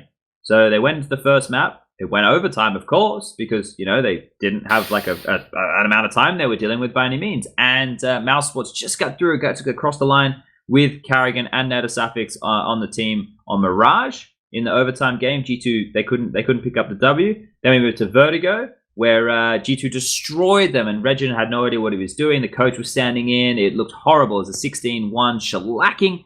And then we moved to Train. When we moved to Train, the body language of Mousesports was not great. They won pistol. They lost the Force Fire. They battled back in with a couple of rounds. Christian had a 3K with the AWP. They started believing. It was 10-5. The crowd, they couldn't believe it. G2 esports lost to a coach and a stand-in the grand final on train with a 10-5 first half. They were in cruise control. They dropped the ball. You wouldn't believe it, guys. Is this the worst G2 blunder of all time? Yay it or nay it? I don't remember. The thing is, there have been like quite a few, so I don't probably. Their blunders was obviously not defusing the bomb, losing to ATK. Not the few. Oh fuck! I have to. No, fuck it. Let's whatever. I don't remember any bigger. Let's just say, look. Honestly, they would lose to Astralis and Nuke either way. Defusing the bomb would not change anything. It was the last round. That was the thing that made it completely disappointing. But that was where the whole like G2 blunder meme started, at least in CS, because they had a couple of them in other games as well, and their social media team does a good job of just like bullying their players at all times, which I think is a great thing to do when you're paying them. You might as well. But then they had the ATK thing where they lost to just like they almost beat Astralis. So it was like 16-14, 16-14, 16-14, 3-mapper. Just like narrowly lost to Astralis to go to the playoffs at EPL and then lose to ATK to be eliminated. Mega blunder. Then against Virtus Pro, they pick Vertigo, get like destroyed on Vertigo as well. But they survive the series, they come back, and then this in the grand final. I don't know what to say. I'm kind of disappointed with these guys. Like, I thought that Nexa and Hunter would join FaZe instead of like Cold and Brookie, but I thought that would be the perfect solution. Then I saw G2 get them, and then I think like, oh shit, G2 is gonna be better than FaZe, and like they're gonna get a really sick lineup. They have like a top tier AVP. They have Maniac who's like a really good fragger, and Jax who plays those kind of support roles. Nexa have actually been showing like he's one of the best individual IGLs in the world, I believe. Like he's really good individually. And then you got Hunter, which is like mini Nico. Like they have a sick team on paper, but they're just like, I don't know how they managed to lose this match. Like it shouldn't be possible. It hasn't been long since this roster's come together, right? But still, I think we would all say they shouldn't have lost this final with these conditions, right? Like I think that's the one thing that steps out. I don't think that the team is done. I don't think that they don't have any potential. I just think that this, in terms of a tournament that you should win, and that's the unfortunate case, the pressure of that moment, this is the type of tournament you should win. It's like Cadian against Giuliano at that 1v1. Oh, shit, like we're not saying that Cadian is worse than Giuliano, but he did lose in that game. And so you're saying on another day that G2 would win? Yeah, I mean if they just hit their shots, 16, 14. Given that it was if they played together a bit more. Okay. Look, literally one round could have changed that series, so that's about how it won. But still, it's like, sure, I didn't see the series, so that's why I'm kind of like that's why I'm a little bit hesitant about this. No, I went to sleep when Kerrigan when he left. I was like, fuck this, it's too late. I'm not gonna watch. It's like a coach playing. It's just gonna be slobber knocker or whatever the word you use for like. Slobber knocker is a close one. Then it would be a bit of a fisting. Yeah, a bit of a swift one. So I did watch the series, and Vertigo was like, it was just quick. They were just getting wrecked. There's nothing they could obviously, do. But why did G2 lose? Tell me that. So we were watching, right, and somehow Mouse managed to get 5 rounds at the end of the first half. And I said as they were going into the last round, I was like, if they get 5, like there's a chance here, right? Like I was like kind of joking, but like 5 T-side rounds on train, like it's possible, because I was like, okay, well now they're gonna go CT side. Rops is gonna anchor in. Let Frozen off the leash. You've got a double AWP. Get Chris J back on the AWP. He's AWPing. Natasafix is running around with the AWP. Just get Regin somewhere. Regin's in fucking Pop Dog with a shotgun. And then he's realized, oh shit, like I can actually do some stuff. Regin picks up an AWP. Regin starts secondary AWPing, right? Now he's moving around. He's feeling himself. He's got the M4 going. He's getting multi-kills versus ecos and shit. And I'm like, oh my God, it's fucking happening. G2 are doing 4-man Ivy walks with like one guy late main. Like they're just trying to do like inner splits and shit. It's just not working because the multi-frags happening from Mouse. The individuals are fucking wrecking them. It was great to see. Like I think in this situation, like I think it was also really stressful for G2 because you have this mindset, Regina's holding Ellie, let's just fucking go Ellie and kill this guy, instead of just following the game plan you made originally for the game. Like if it was with of course these Mouse players are smart, like they know that if Regin plays Ellie, they need to fucking help him. Like he cannot just stand down there and take 4 guys every time. And they probably played around that, but I haven't watched the series, so I don't know if that was the case. So what happened in the first half was Mouse went in with their same game plan. Regen was trying to do what Karrigan does T-side train, trying to drop the smoke, trying to molly the back of 6 train, push out, play around the 5-lane smoke, the E-box smoke, but he was just getting destroyed. And then eventually it was like, well, fuck this. Like they just went, we just have to like go away from the game plan and play loose. So Chris picks up an AWP, he runs out mid, he gets 3 kills. Then they start like, they won more clutches in that game. I think it was 2-0 in 1vx situations or some shit. And then I guess they just, you know, they just kind of threw caution to the wind, which would also catch G2 off guard a little bit, because if they're being so unpredictable, what are you meant to be able to do, right? So the matchup there, I think it's a combination of the pressure. I think it's a combination of G2 taking their foot off the gas, thinking they were just going to win it easily after the first map. And I think it was just that Mouse Sports, no matter the outcome of the game, it wasn't bad for them, right? Like they're not going to give a fuck if they lose in the grand final against a full team with their coach standing in. So I think with all those factors, that's kind of how this one transpired. But like, this isn't something which is it's going to look shit for G2. They're going to feel like shit, but hopefully it's another one of these experiences where they go, okay, well, we just won't ever let that happen again. You know, I think it's just going to be an experience you laugh about in 1 year. Yeah, I'm with you there. Hopefully a little bit earlier than that, because a year is a long time to remember something like this. We got one last one here to cover with the good, the bad, and the ugly. Also one to laugh about. This is the ugliest one of them all. Now, for those of you who didn't tune in, we had to move the show match of the summit until after the grand final because Karrigan obviously flight situation. So we had some of the guys who were staff at Beyond the Summit come up and challenge us to like a game in the middle of the tournament, and we said we'll play them 3v5 because they were golden overs. So we said, yeah, we'll play 3v5. And then I ended up letting them pick the map. They picked Overpass. And we randomly drew our teams from Machine, Sean Gares, Vendetta, Henry, Stunner, and myself. And the first team that went out was Sean Gares, Machine, and Stunner. And they started real shit. They were down like 7-0 or 6-0 or something like that. It was 7-0. It was 7-0. And then we came in and took the second half. Me, Machine, me, Henry G, and Vendetta. And they were doing these like 5-man stacks and not fighting us. And then we spoke to them after. They're like, yeah, we couldn't actually fight you, so we just played 5-man retakes and shit. I was like, okay, well, you guys are fucking cunts. But I didn't want to lose. I don't like losing, right? So I was taking this thing like super seriously. I no way I want to lose this shit. I wanted to win that shit real bad. And we ended up in overtime, losing in overtime. I was doing my best. You know, when I saw that we lost like 14 or 15 rounds, I was like, I really have to try here. I was like pushing the fucking CT smoke, getting kills, moving around the bank. I was just having to fucking. I got an ace at one point. I was doing my best, but we still lost. Against an eco, of course. You lose to an eco. No. The ace was on the eco. The ace was an eco. And by the way, it took a guy missing you from behind, like when we had a crosshair right on your As you can see, I didn't have any audio. I could only hear my teammates. I couldn't hear any in-game sound because I had no idea that, this clutch right here. Now, I thought I was going to get him. I didn't. I did an open plan. I tried to rotate all the way around. This is like one of those things that you really try to be smart and then this happens. What the fuck are you doing? No, I was trying to do a 300 IQ play right there because we were playing against go back. Can you just Bro, you're focus playing on Henry? You're playing versus a golden over. Why are you trying to be smart? Well, that's why I thought it would be the best clip. It'd be top of Reddit. People are like, oh my god, SPUNJ is so smart, and then I just look like a dickhead. So that's exactly why you don't think like that. Like, I don't know. It's all entertainment, guys. It's all entertainment. There's that one thing like about sword fighting with like pleb sword fighters or something like that. They just do like the stupidest things and kill you, so it's not worth like even try. But I think one of the things that you just said, Striker, in that clip, just Henry G's face. Like not even looking at you, just looking at the screen in disbelief.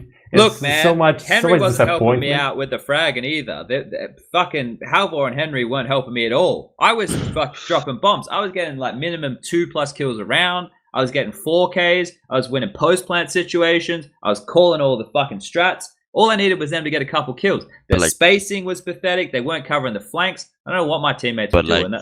Just focus on Henry when this ends. Like even globally leading MM is pretty average players, right? And like Golden Overs, they barely know how to hold the mouse. One of the guys didn't even know how to defuse in the first round. Like that's what I'm saying. How the fuck do you manage to lose? Come on, man. Well, I think I had 30 kills and a half or something. I was doing the best I could. I was out there trying my hardest. The next time you see Simple, how's that conversation going to work? Obviously, you're now on the same level. You went through all the same things, carrying a team, like to no effect. What are you going to share with the GOAT, obviously? Look, we're obviously commiserations, first of all. We're going to really just have to see if we can I don't know, start a club, a big backflak club, I think we'll call ourselves. I don't know. Simple and I, we're two of a kind. So it's going to be one of those things, I guess. Anyway, now that we've got things I never thought I'd hear. Bubzkji 1 MVP, Electronic 0. Yeah, that's what I all thought. Anyway, we're going to keep the show moving. We're going to move into the epicenter discussion. We don't have a wipe for this, do we, Mr. Lucas, producer man? Okay, so we're just going to start talking about epicenter. Let's bring this one up. Let me click on over here. So for those of you who aren't aware, the tournaments, epicenter were meant to run a Dota event. Nobody wanted to go, so they changed it to Counter-Strike. And we're going to see... Do we anyone have the team list handy? I think it's funny kind of that Luis just literally released the 5 key storylines of epicenter that we kind of did together. Literally, just this minute, he just released it now, which is kind of funny. Okay, because I was going to talk about some of the stuff that's mentioned there. Oh well, you can still do that. You know, some people don't know how to read Striker. Most of the people on HLTV.org don't know how to read. So it's pretty standard. So the teams, everybody, from Group A, Vitality, Na'Vi, Heroic, and eHome. For Group B, Evil Geniuses, who are currently on holidays. They're going to go into that event with just off the back of the holidays and see if they can just perform. Mouse Sports, if they can get all their visas. Virtus Pro, aka Avantgarde, and Fours. So some interesting names in the mix for the end of the year, but it's kind of the same concept that we always talk about. The Super Bowl for some teams, and for other teams, they probably just want to get to Christmas. Like it's definitely the factor. Like these 2 last events for the year, like this Malta and Epicenter, I think it's gonna be pretty low quality of CS for some of the top teams, or like some of the better teams. I don't think they're gonna come so prepared like Mousesports. They've been on the road for like 25 days or something. Like they've been to Pro League, then they instantly went somewhere else, and then they went to Summit, right? And then they came back from Summit, so now I'll go to this. So yeah. Who you got? I think some of the lower tier teams will have a good chance of like breaking through to. I don't know if you win this event, they will give a top 10. But I think like teams like Force, Virtus Pro, and Heroic got a really good chance to make it far, because they've probably been grinding hard for this one, like compared to some of the other teams. I'm just going to throw this out there because that's one of that's I guess the most interesting storyline, I guess, that you wouldn't think of. I think this is Vitality's best chance to win a tournament. Yeah, also. Yeah, like, this is the type of tournament they could easily win, just because what you were saying earlier, EG and Mouse being kind of those teams that probably just want to go into the break as soon as possible, especially like after playing their 4th tournament in a month. Obviously, like they want to keep winning because they just won three events. So I think that's kind of a big motivation for them to just keep doing that. I don't think they're necessarily the same as EG in that sense, who, like you said, are already in kind of that Christmas break. There's just play a tournament in the meantime. So that's why I think those 2 teams could definitely crumble against like a Vitality or a Na'Vi, especially when Vitality have had a month to prepare for this tournament. That makes it a lot more important than to like an EG or Mousesports. So that's why I feel like they will do well. Okay, so let's frame it a little bit differently here. So, Prof, who do you think out of all the teams here has the most to lose? Definitely Mousesports, I think. Like I don't. You think so? Yeah, like they've now. I feel like they've now gained the reputation as being a consistent top 5 teams, winning 3 tournaments in a row, and like they're not gonna come in prepared. Like I don't want to say like on a prepared day they will never go out of groups, but I can see in this group they will go out like Force and Virtus Pro are not bad teams in any way. Like when you play them, they often make upsets. Like Avantgarde, the Major, made probably one of the best runs we've seen from an underdog in a long time. And Force, I think, did they win Moscow Blast or did they finish 2nd? I'm not sure. Avantgarde won Blast. Avantgarde won against Force, yeah, what a final it was. So you think Mousesports have the most to lose? Yeah, I think they have the most to lose because they're just basically going to farm the other team's points. Because you mean like in like a rankings kind of yeah, like in ranking style. Like I don't think in a status, like I don't think in status wise I don't think they have so much to lose. But like ranking wise, I think it's a bad move for them to go here if they're not 100% prepared, because they're just like, as far as I know, the ranking works kind of weird, but it really matters which teams attends the tournament in terms of how many points you get. And right now, like Vitality and Na'Vi and all those teams just wants to farm their points as well, and Evil Geniuses as well. I mean, to be honest, like if Mousesports win this, theoretically they could be the second team in the world. Like between Liquid and Fnatic, it's a 50, maybe like 80 points to second place. Yeah, so 80 points. Theoretically, maybe second. Third is more realistic if they win this event. So this is definitely a big chance for them to jump into the Striker SPUNJ bet area of the top 3, which is kind of the pretty big thing for them. But I don't really think it's I don't know. I don't think it's realistic. I said it in the last show that probably they're going to be dropping off a bit just because of so many tournaments. But still, with all of the issues that they had at Summit, they still managed to win that. And then Walk 6 is going to at least be coming in fresh. So that is a thing that's positive for them. But the thing, what you mentioned, SPUNJ, about EG, that's a thing that I think changes a lot of things here. Like if they already went into vacation and are not practicing at all, then this could be this could be pretty weird. My understanding of EG is that next year is where they're going to be setting their sights. This is just they going to spend the time that they have now. They're apparently, this is, I don't have any of this from like an actual source. This is just what I heard.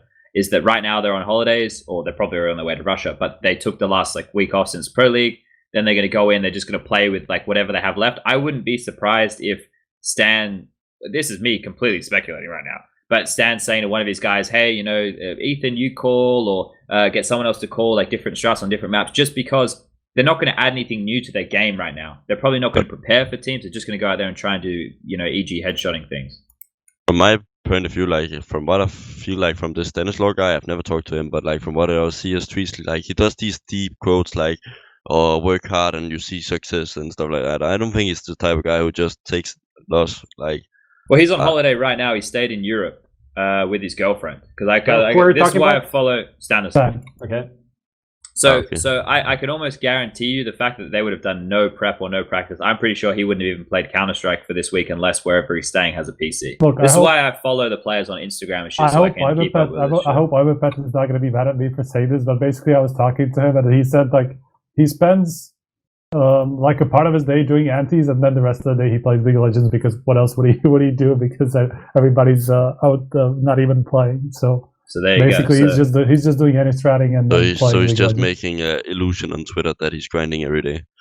Well, I think when you look at the year that they have attended like 24 events or 25 events, something like that. They maybe overloaded themselves, I think would be a very light way of putting it. So for EG, a team who I do consider a top 3 team in the world, top 5 team in the world, wherever you want to put them, they need some time off to retool, because everybody knows what they do. Breeze has had a massive drop off in recent tournaments. He's not, delivering the same way. For them, it's just get through the rest of this year. It's like you said, like low quality CS that we're going to see with these last few tournaments. I think we're going to see them just playing real loosey-goosey Counter-Strike, running the same strats they were running before, and just hoping their individuals with a bit of time off are feeling rejuvenated and hitting some shots.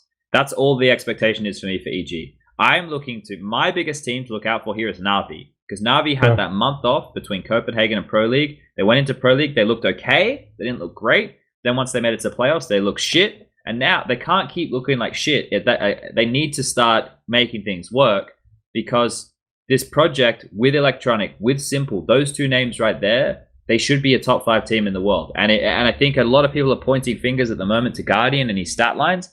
And that's going to become fair enough if they continue to underperform in games where an elder statesman or one of your more experienced players at that level is not performing. I think that's where I'm looking to be critical. Yeah, I think going into 2020 is going to be really important for a team like Na'Vi as well, because there's only really 2 times a year it's good to make changes. Because every time you make changes in the middle of the years, you lose points, you don't get direct invites. Then you have to play the open qualifiers because everybody else is playing the tournaments and they get above you, so they get it. And like you have the like in August, you know, the real player break, and then you have this Christmas break where you have time to make changes or new game plans or whatever you do. So like they really need to have a like I think they have the potential to be a top 5 team in the world. Like if they just play peak performance, everybody. I think it's. Did you see the reaction from Guardian after they lost at Pro League? Yeah, so many games. Right? Who did they lose to again? They lost in the semifinals to fnatic. Yeah, I think it was. Yeah. I don't know what to make. I don't know what it actually was. You saw the rest of the team wasn't that disappointed. Everyone was kind of okay, but he was devastated, and he had played really bad. Series. But still, like, do you think that signals something more? Like, I feel like if you have a reaction like that, it's not because you lost one game. It's because you think like it's over, like you can't do it anymore. I feel like that was the reaction. I think he's probably questioning whether or not he should keep playing. I would say that as soon as you get that thought in your head, which we've heard with interviews from Guardian before, like him saying FaZe would be his last team and shit, right? Like I feel like I'm not making that up. I feel like I've heard that before. He did say that, but that was still in the period where FaZe was like in contention to win a major, I think. Sure, and if you're a Guardian, you probably want to have another crack at trying to win a major before you hang up the mouse. But I don't want him to be in two minds between do I keep playing or do I quit? Because if you're there, you got to quit. Like as soon as I got to that point, I was like, I'm fucking outie. Like I wasn't. Obviously, much different levels of competition here. But I think, you know, if you're 1 foot in, 1 foot out, you may as well just get the fuck out. Like unless you're committed 120% right now to Counter-Strike as a professional player, then there's probably no point trying to compete because there's so many kids coming up. There's so many like people who are hungry for it. We haven't seen Counter-Strike played, prepared for. We haven't seen people like with as much resources, as much money, dedicating as much time than what we've seen now. So unless you can keep up with the new age kids, then you're fucked, right? But like if you let's say you were in his place, like let's say money is a big part of the scene right now, right? Like everybody's getting big salaries, big contracts. Like there's many players at this stage at the top level that it's mostly about the money now. Like, stealing paychecks, is that what you're saying? Yeah, like you point fingers? No, I don't say that. I don't say that. You said that. But like, let's say I would rather, like, to be honest, I would rather do poorly in 3 months and get 3 months more salary than saying to myself, okay, please bench me. Like, that's just how I think. Well, this is why what happens is now you get the rumors like that team picking up Exist, Freiburg. Who else is in there? Forest. Apparently those guys. You set up a nice little retirement fund, right? Like, let's be honest. None of us think that those guys are going to be even remotely competitive, right? Like, unless Forest carries them every game, that team's not going to be a competitive team. Like, the thing is, I genuinely think that you could still be a massive brand player, a massive brand team, and you don't have to play for a tier 1 organization or a tier 1 team. You could still make the paychecks. You could still go to the DreamHack Opens. You could still play in the Mountain Dew Leagues. You could still make the money, right? These people they're already established brands. It's just the question of, I think Guardian wants one more crack at trying to win a major, and Navi's not a bad shout for it. That's the thing. Like, for me, it's just a shame if after getting rid of Zeus and then Edward and then Zeus or whatever, then they do this, they kind of change the roster and they're like, okay, now we're going to do fresh start with Navi, now we're going to be challenging for the major again. And they get Guardian, who then does an Edward and does a Zeus and is completely useless in all of these big games. Like, that is the shame, because you can't have anyone, not even Simple, be like a super giga star for 2 years. The third year he's gonna fall off, and then you're gonna be losing that chance. Say that to Device. What? Say that to Device. Different system, different style of player. Thing, right? But I mean, skill-wise, he's still as good as he was 5 years ago. I guess but he's not skill-wise. He's not as good as Simple. Well, of course not. That's true. But I think it just depends on how Blade uses Simple, like in the future, right? Like that's kind of the big thing that is going to matter of how potent he can remain for a long time. But I think that the most ideal final with the teams that we have here at this tournament for Epicenter would probably be seeing the likes of Na'Vi versus Vitality in the final, because I think that Vitality had a period where, yeah, they were good, but maybe it was a bit overinflated by how competitive the scene was during that little point in time. That's no fault of their own, you know. You can only play to whatever's out there. But I think that final there, especially the ZywOo versus Simple, that's always a fun one, or at least it's always a fun one on paper. So I think we that only kind had of the final. One best of 3 and one best of 1 between the two of them. So, like, we need more of that. It is required for CS. I'm just going to say something. I'm not going to say it in defense of Guardian, because I do agree that he's been below standard, but I think it's too early to say that it's like over for him or anything. It's just, he hasn't had, like, sure, he had like a really bad start series, and from what I remember, Copenhagen wasn't any better from him. Or maybe it was, but because Star Series was just atrocious.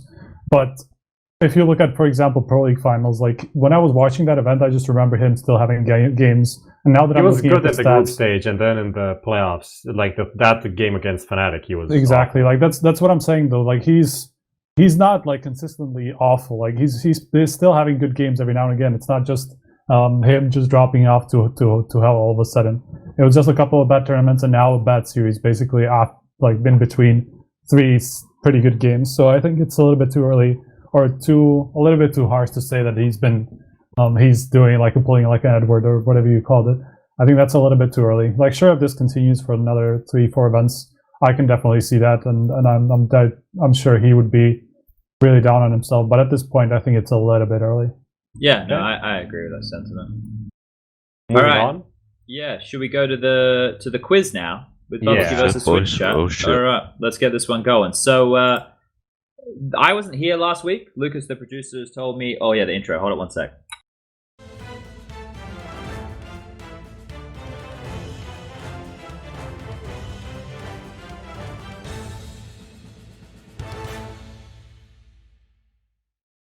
All right, well, I accidentally refreshed the page, Lucas, so I can't see my buttons anymore. But we're here. We got what we need on the screen, and I don't know how this one's going to operate. It was apparently you guys did it a bit quicker last week, so that's good because these Twitch chat, Google, and clowns are pretty quick on it. So yeah, they used to Google.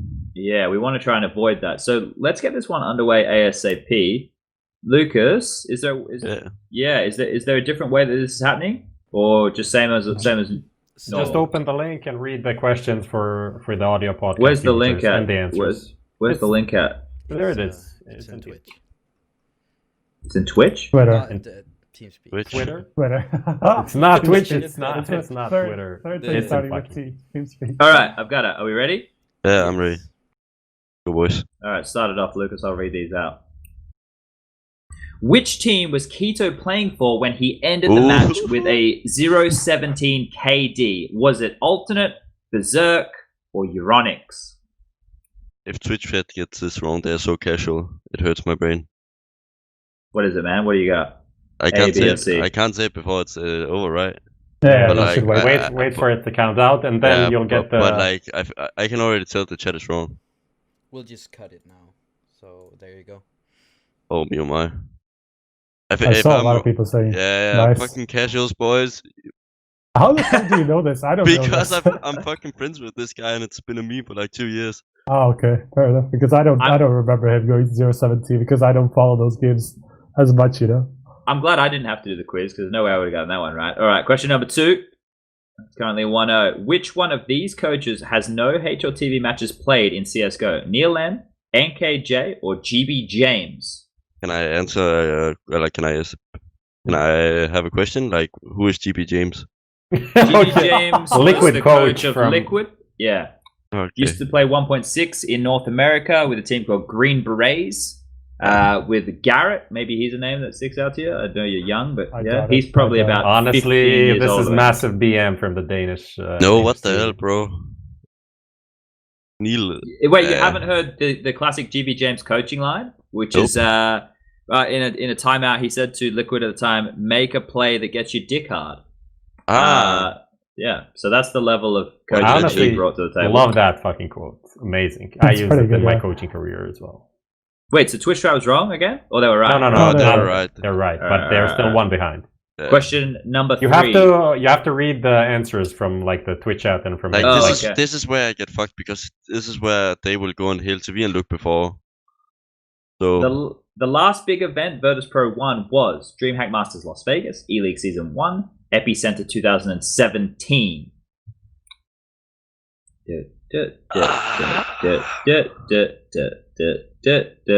I'm wrong on this one.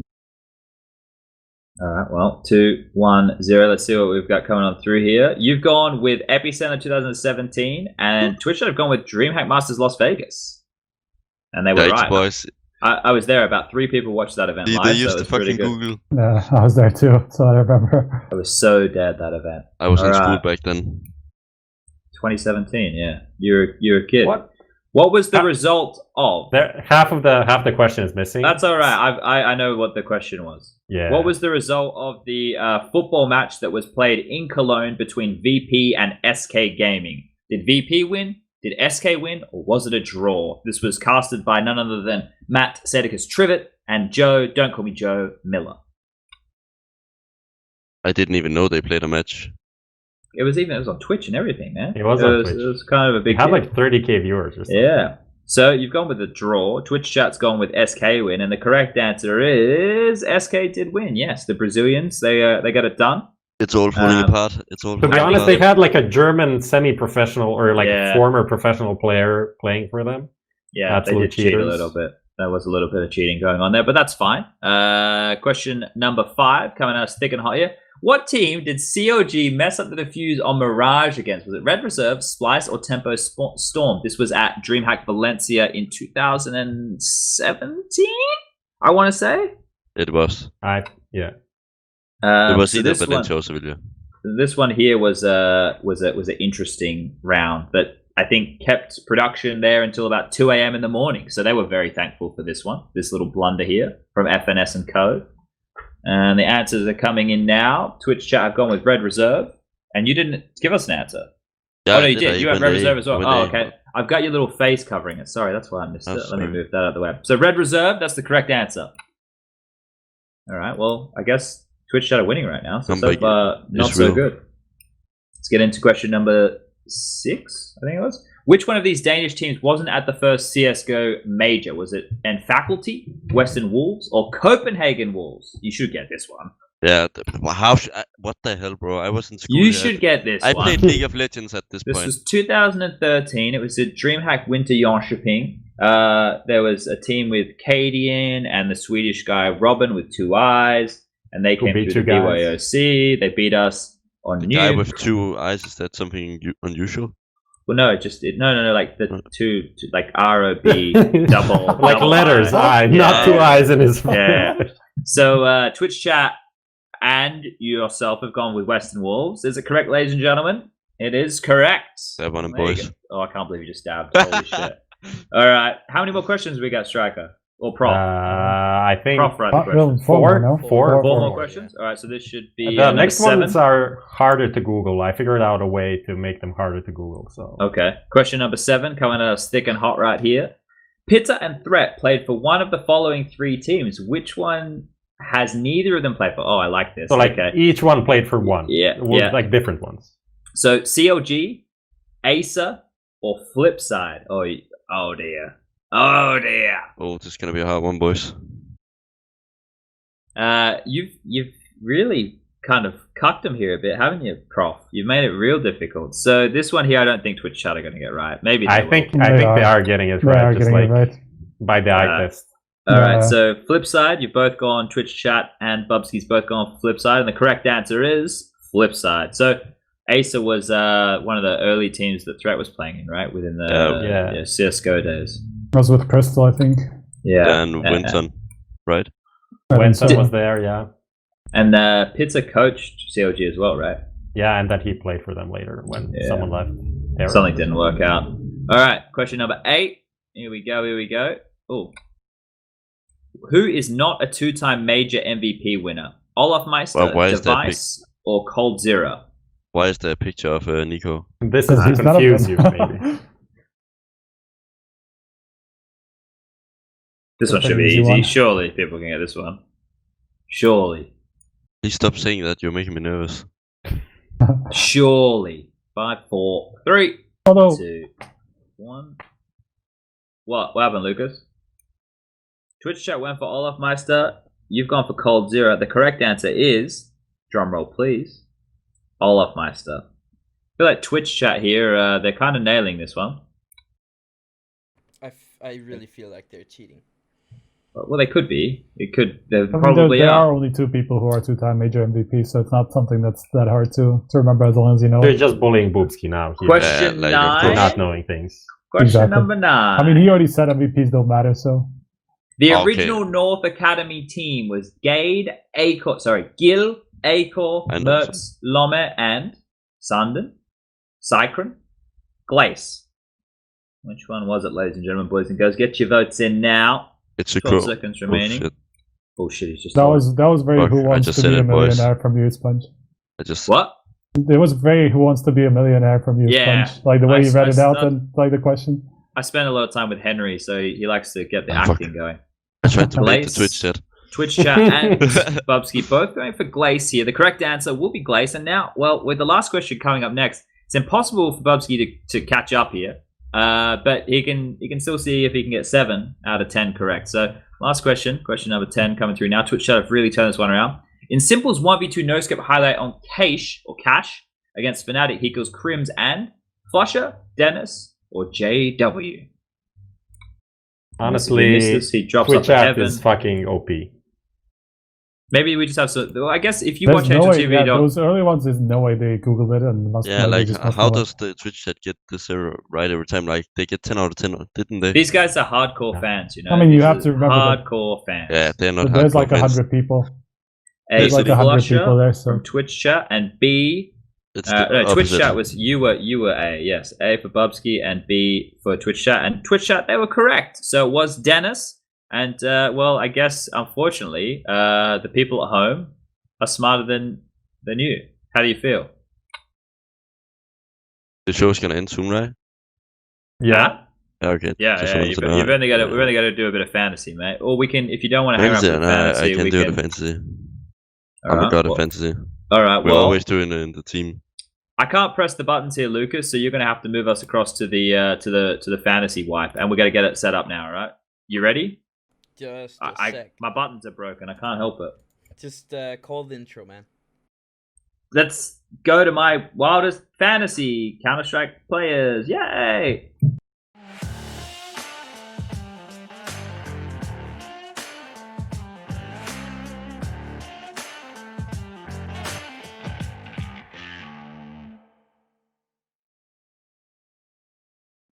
Hello, we're back. Does, we're building does a no one fantasy read team the together. chat Hooray! about the show? I haven't logged Am I into literally Discord. talking to myself? I the haven't whole logged time? into Discord in about 3 weeks, so I'll work it out. I'll get it going. Look, I'm about to have a month and a half off. I'll work Okay. out my login. I'll work it all out. It's all right. I'll So even just play some have to. I Counter-Strike. have to first. I need to pass on from the Twitch chat. Everyone's calling Bubzkji a filthy casual, and they're gloating their victory in the Yeah. quiz. Just starting with that, but yeah, the concept for this, we just want to change it, and we're gonna make a team. The 4 of us together. We're gonna use our 4 brains, make a team, and make a league, and just invite people from chat to challenge us and see how we do. yeah, Okay. that's gonna be. I I think like Oh, that. sure. having a money league is gonna be really hard to do it with 4 people. Is it gonna So- be with money or? No, just a money league, a money league, so anyone you can creating it, join bro? and pick whoever. And Yeah. I think it's best for Lucas, the producer, to make the team and make the league, Yeah, of course. and But we we- just bring it up on the. I guess on we the can thing. discuss names, right? Yeah, we can start discussing names. I think we should break the bank and just go for simple Cyberwind and just take like all the eHome guys. I don't think you can. Huh. I think when you pick those 2, I think it's already impossible to create a team. That's unfortunate. I'm pretty sure that's how it is. I haven't actually checked it, but aren't they like 300,000? Not 300. But are the eHome guys like 200k each? Probably. Why can't you make them like a discount? Yeah, it's like a discount it's option for something. them. It's something that Alibaba discount for Chinese players. They should be free. That's racist, bro. That's not racist. Maybe it is. But yeah, they're like Fjorn is 166, so theoretically maybe there is. Let me try. I don't think so because aren't Simple and Zywu like 500,000 just the 2 of them together? Yeah. And do we even have like 3 people below like 160? Well, like the 170. I don't think so. I think it's I think we have to pick either Simple or ZywOo if we want to go like the heavy hitter thing. And I think Vitality starts against eHome, so they have a guaranteed just like a point farming match. And I think some of the good players you could take is like from us, like the Vitality players are kind of cheap. Some of them, right, because they sucked at the earlier events, right? Like I think Shocks and like Alex is gonna be cheap, right? Which you could fill in for star players. I agree. I think it's definitely. Let's do ZywOo first. ZywOo makes sense. Too. Yeah, get ZywOo. Get him in. Let's see about the other ones. So Heroic have to play Na'Vi first, so that's going to be a pretty difficult game right there for them. Breezy is kind of cheap, but I'm not sure. How much does exit power cost? Like, is he only 200k? Then I think 224. Pretty expensive. Yeah, then let's get him. Let's look at. I kind of like the Breezy idea just because he's 205 and he has a really good chance to go ham, even if I think it's like he's been super shit for like a couple of events. But like, who's playing eHome? Who's playing eHome first game? Vitality. Vitality. That's why I say we need to get like 3 Vitality players. I think that's because of one series. I think that's kind of okay. Like they're gonna go. Maybe we just have it at 2 players as opposed to because like look at this. There's no way that I can say that RPK, Apex, Alex, or Shocks will be consistent in any of their matches. Like I couldn't even tell you which one of them is going to be the second highest rated player behind ZywOo. Like there's no way anyone can guess with that team. True. So if we had ZywOo to kick off and we're assuming they're going to win, like we could. Someone has to play eHome after their opening game. So do we think Heroic is going to lose against Na'Vi, or do we think Navi's going to lose against Heroic?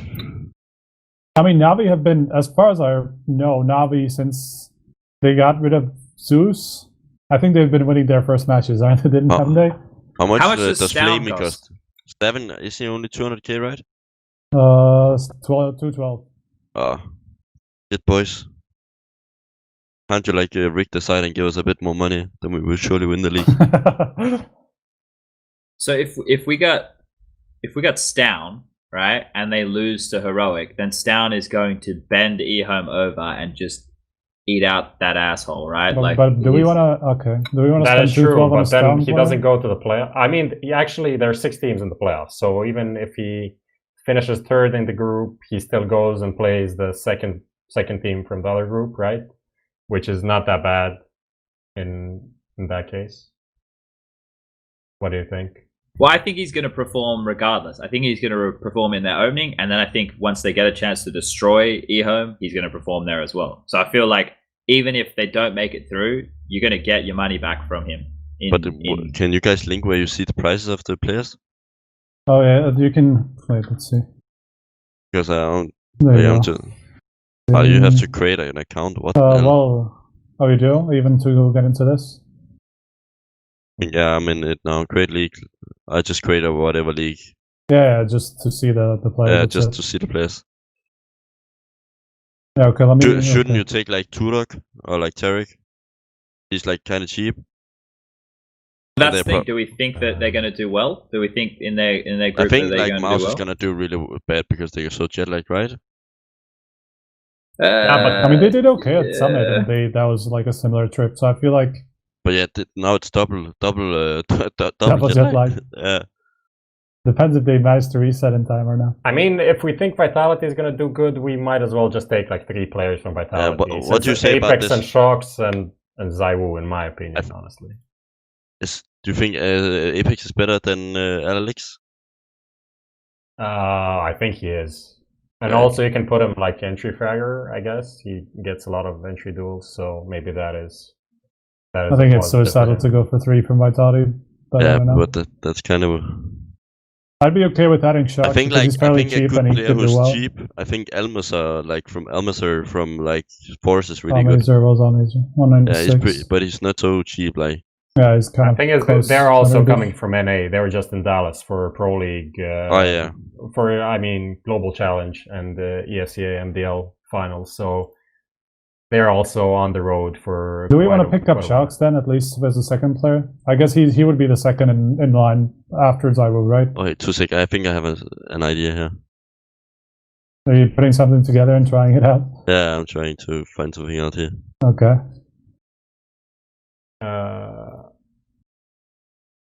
The other group looks like crazy wide open, right? Because I think that Fours might have a bit of confidence, but also been traveling. EG, we know that they haven't. Well, it's rumored that they're just coming into this tournament just to play the tournament. VP, Avantgarde are always like up and down, I guess. So, and then Mouse Sports as well. Like, where are they? I think Rops is a safe bet to keep reducing, but he'd be pretty hefty cost, right? Like, what are we looking at for Rops? Yeah, like he's almost Zywo level, and I don't think he's gonna be Zywo he's level. 228. Like Voxic is even cheaper than him, and if you want someone from Mouse, I think Voxic is actually a good idea. Yeah. Voxic is the only one who's not going to be dead from jet lag, so I feel like getting him would be a good time.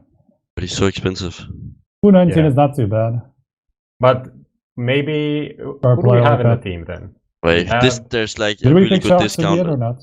Like this discount on this guy called Furin from eHome. Yeah, there's a good discount on this guy. Discount. That means he was really shit at the. I think it's like I don't like the Tarek pick. I would not pick him just in general. Yeah, same. Especially with the EG talk about them just like casually rolling up to this event and his form. I don't think it makes a lot of sense. Like the question is if we want to have Navi players or not, because Flame is 204, which is kind of okay. Electronic and Simple are both. Bubzkji is 199. Bubzkji wouldn't be a bad shout if we think Navi are going to win, right? Because we could just put him in like IGL. Free us up some money. Oh, we but picked like we just break the bank by just picking Zywo and Voxic. Like you just have to pick 3 shit players if you pick those 2. What do you like? The team I made for the public league was literally Zywo, Apex and Shocks, and then Voxic and I think Stanislav were the last 2 players. Like I think this is just my solution, but it's boring as fuck. But if we want to win, we go all in on the vitality. All in? Hey man, I'll take the risk. Let's do it. We're just playing against Twitch Chat. We already lost against them once today, so we'll lose against them again. Fuck it. Like Voxic's gonna like put these guys to bed, and then like Zywo and these guys. I want to do Zywo, Shocks, Apex and Alex like go for vitality. Whoa, 4. That's suicidal. That's suicidal, man. There's no way you're gonna get enough stat out of all of them. Wait, what? If they're gonna win, they're all gonna go plus, right? They are. No. Look at the history. Look at their team. It's Zywo carrying everybody. How it works with Zywo, right? Yeah, but like, bro, he costs 240k. Yeah, I know, but there's a reason he costs 240k. Let me bring up the vitality stat lines for you, just so you can see the differential of their KDs again. I can just click like Zywo 1.3, the rest about 1.00 at best. That's about how it usually looks. Get some bonus points, all good. I don't think it's that bad of a team, honestly. Here's the current KD differential with this roster. Zywo, KD plus difference, right? Plus 243 with a 1.22 rating. This is with 49 maps played with this roster. The next highest is Shocks with minus 31. But haven't they been like? Isn't the problem they haven't even won something with Shocks? Like, didn't they lose almost all games? No. They've been like top half, like placing top half at tournaments. It's just they haven't jumped past that. They went like 7th to 8th to start series, then 3rd to 4th in Beijing. The problem is they've been losing like their elimination games really badly. Can we reach a consensus? Yeah, let's meet in the middle here somewhere. I said it was going to be really hard to do in 4 people because we have too many different ideas. Let's do this. Everyone gets to pick a player, and that's how we're going to make it work. Zywo is the one we're going with, and then we'll let Bubzkji pick the next player, and we'll go down the list like this. So Bubzkji, who do you want as a second? I have to be nice to you guys. No, so you also don't. have You some don't. money. You can be as cutthroat as you want. You can leave us with a shit decision. If he picks Simple, we're fucked already. Simple, you all have to pick like. No, if you pick Simple, we're fucked. I can tell you that. Yeah, then it's GG. I think I'd be nice to you guys. Let's go for Buster. It's the Buster? Yeah, Buster. Okay. Out of nowhere. Where the fuck is Buster? Oh, there. Prof, I'll let you take the next one. Put in Shocks. Okay. So Shocks is going to come in here. 370 now. And then you can take this one here, Striker, and I'll take the last one. I can't? Okay. I have to be... Basically, I have to pick somebody... What is it? Who's around under 200. Let's say under 200. I have to Can pick. we link this to Twitch chat, by the way, so that people want to play against us, they can... Yeah, we'll link it to you guys afterwards. I linked the link to the league. I think the team we're making isn't in this league. I'm going to go with just Chris J. remake it in the league. You say Chris J? Yeah. Okay. I think he has a decent shot at like shooting up. All right. You need to show me, Lucas, with the thing here, who's available. I'll tell you Stan, Kerrigan, RPK, Apex, Alex, Adran, anyone from Heroic? Anyone from Heroic? Nope. Fuck. All right. I think. Wait. You can remove Buster. He's a bit of. He's 206. Remove Buster. Yeah, remove Buster. Remove Buster. And then get to say. I look on the. What the fuck is the? I need to look at the. Fuck. Can you scroll down on the stream like slowly? Is there a guy who's like 200k? That's good. Well, I mean, Breezy is 205, but that's pretty much the same thing. And Flame is 204. Maybe like I think Borup. Like Borup is pretty good individually. Sometimes he just doesn't perform. Okay, so 195. That's pretty good. Yeah, let's take Borup. We have quite a lot of options now. Okay. Who do we have left then? All right, scroll through them for me, Lucas. Snappy, Jerry, Adran, Sanji, Guardian, RPK, Apex, Alex, Kerrigan. Here we go. Get fucking Guardian. Do it. Just do it. Do it. Let's go. Do it. This is it. I'm having faith. Throw him in there. Guardian's in. That's the team. We're winning. Do we have extra money now? Bro, we took like... We have 10k. We have 10k. Upgrade Borup to like a fucking Flamey or something. Or Breezy. We can upgrade Borup for Breezy. The problem with this team is that we took one from almost every team. So, like, no matter what happens, they're not gonna... Yeah, we won't I'm gonna suggest like in minus Borup plus Breezy, because I think Breezy has just... get Breeze. What do you say, Sponge? Flamey or Breezy? Go Breeze. Well, if Guardian's gonna frag, then fucking hell, Breeze is definitely gonna frag. Okay. Exactly. We're so gonna be like the worst in this league. Yeah, we have one literally from every team. used up all of our... And ladies and gentlemen, boys and girls, this is why democracies don't work, and that Brexit is gonna go through with that fucking Boris Johnson clown cunt. Fucking fuck. Anyway, Sponge is just mad that he doesn't have a EU passport next year. Fuck. I got a Maltese residency card that I can travel in the Schengen with, so it's fine. But fuck Boris. Anyway, so we got our team. You guys can join the link. There's going to be... yeah, the roles are pretty straightforward. Guardian on the op, Zywoo Stat Hunter, Shock CT side, or Breezy CT side. Shock's maybe IGL, actually. Shock's and could then be Chris IGL, J, yeah, exactly. Chris J, Entry. Entry, yeah. Yeah, that's some good. Pretty good, They're actually. good. I like those. I like that. Yeah, Zywoo Stat Hunter. Either for Breezy Guardian. CT side? Oh, You no, said man. right? What? I think we should... Breezy CT Did we side, use yeah. the sniper? Yeah, Guardian Yeah, Sniper. for Guardian. Oh, okay. I like that. Pretty good. And then for the bonuses, can we put on Zywoo and Shocks for their opening games against Earhome? Can we do the like never behind one for that's a good Shocks? one. That's for We're sure never a good behind one. on Shocks. Top on scoreboard, that's for Zywoo, right? Yeah, You can use that in any game. Zywoo. Yeah, no, but right now we guarantee it, right? Put never behind and put like 8 win-wins. Not that. Honestly, I think honestly this is the game where Zywoo doesn't have to be on top. I think that's what I'm saying. You can put top of the scoreboard for some other best of 3. Put the win stride 8 in a row. Yeah, that's that's a fair and shot. the rest There we we go. can like figure out on the way. Because I like think this is the game where anybody can shoot up and just like destroy everybody. It doesn't have to be Zywoo. In before e-home win. I think that's it. Like I think the rest of the boosters are kind of flexible. You can throw them in depending on how you win. Probably But later, this is definitely not a right thing. now. If you want to go Vitality, you use the boosters. Is there any prize if you win this, or like is it just... No, this is just like to see if you're better than this is our boring. collective right here. Do you But have there is some a prize prizes in your the team? general league. Do you do okay. some prizes in your team? No, yeah, like sometimes we had the idea of like the guy who loses just gives food to everybody next time we go out on events. Oh, okay. Not bad. Classic food bet.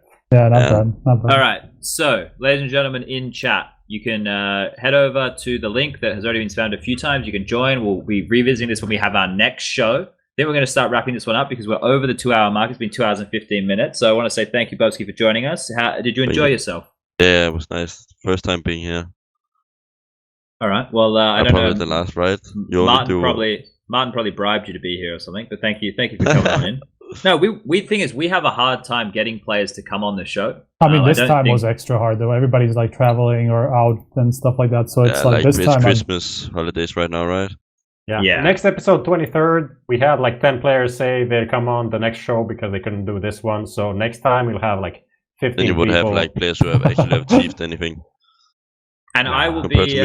You won an MVP award. Electronic hasn't, so that's all that matters, bro. Let's to be honest, like we didn't even want to message you because you're one of the people that are traveling today. So I was thinking like it's impossible. And then I saw your tweet that you want to stream or something. So then I messaged you. I'm like, this guy's free. Why not? Like I live 10 minutes from the airport in Copenhagen, so like, all right, no problem. Not bad. So the next show will be on the 23rd. I will be in Australia then. So let's hope my parents have upgraded the internet to the NBN. So yeah, thank you for joining us. Thank you for listening to our bullshit. Hopefully we'll be back with some more entertaining stuff for you next time. You can catch all of the action if you head over to anchor.fm/HLTV. That has all of the audio versions of the podcast that we've done. And yeah, do we have anything else we need to be pushing? Anything else we need to be selling? Get the HLTV Twitter, merch. HLTV confirmed. That's also pretty nice if you follow that to be informed about what's going on. But that's and yeah, so for everybody here who doesn't like me, that's good because the more you don't like me, the more you talk about me. The more you talk about me, the more money I get from the social media interaction. So thank you very much. That's it's been good to be back. We're going to fuck off right now. Peace out, A-Town West Side until the 23rd. Goodbye, everybody.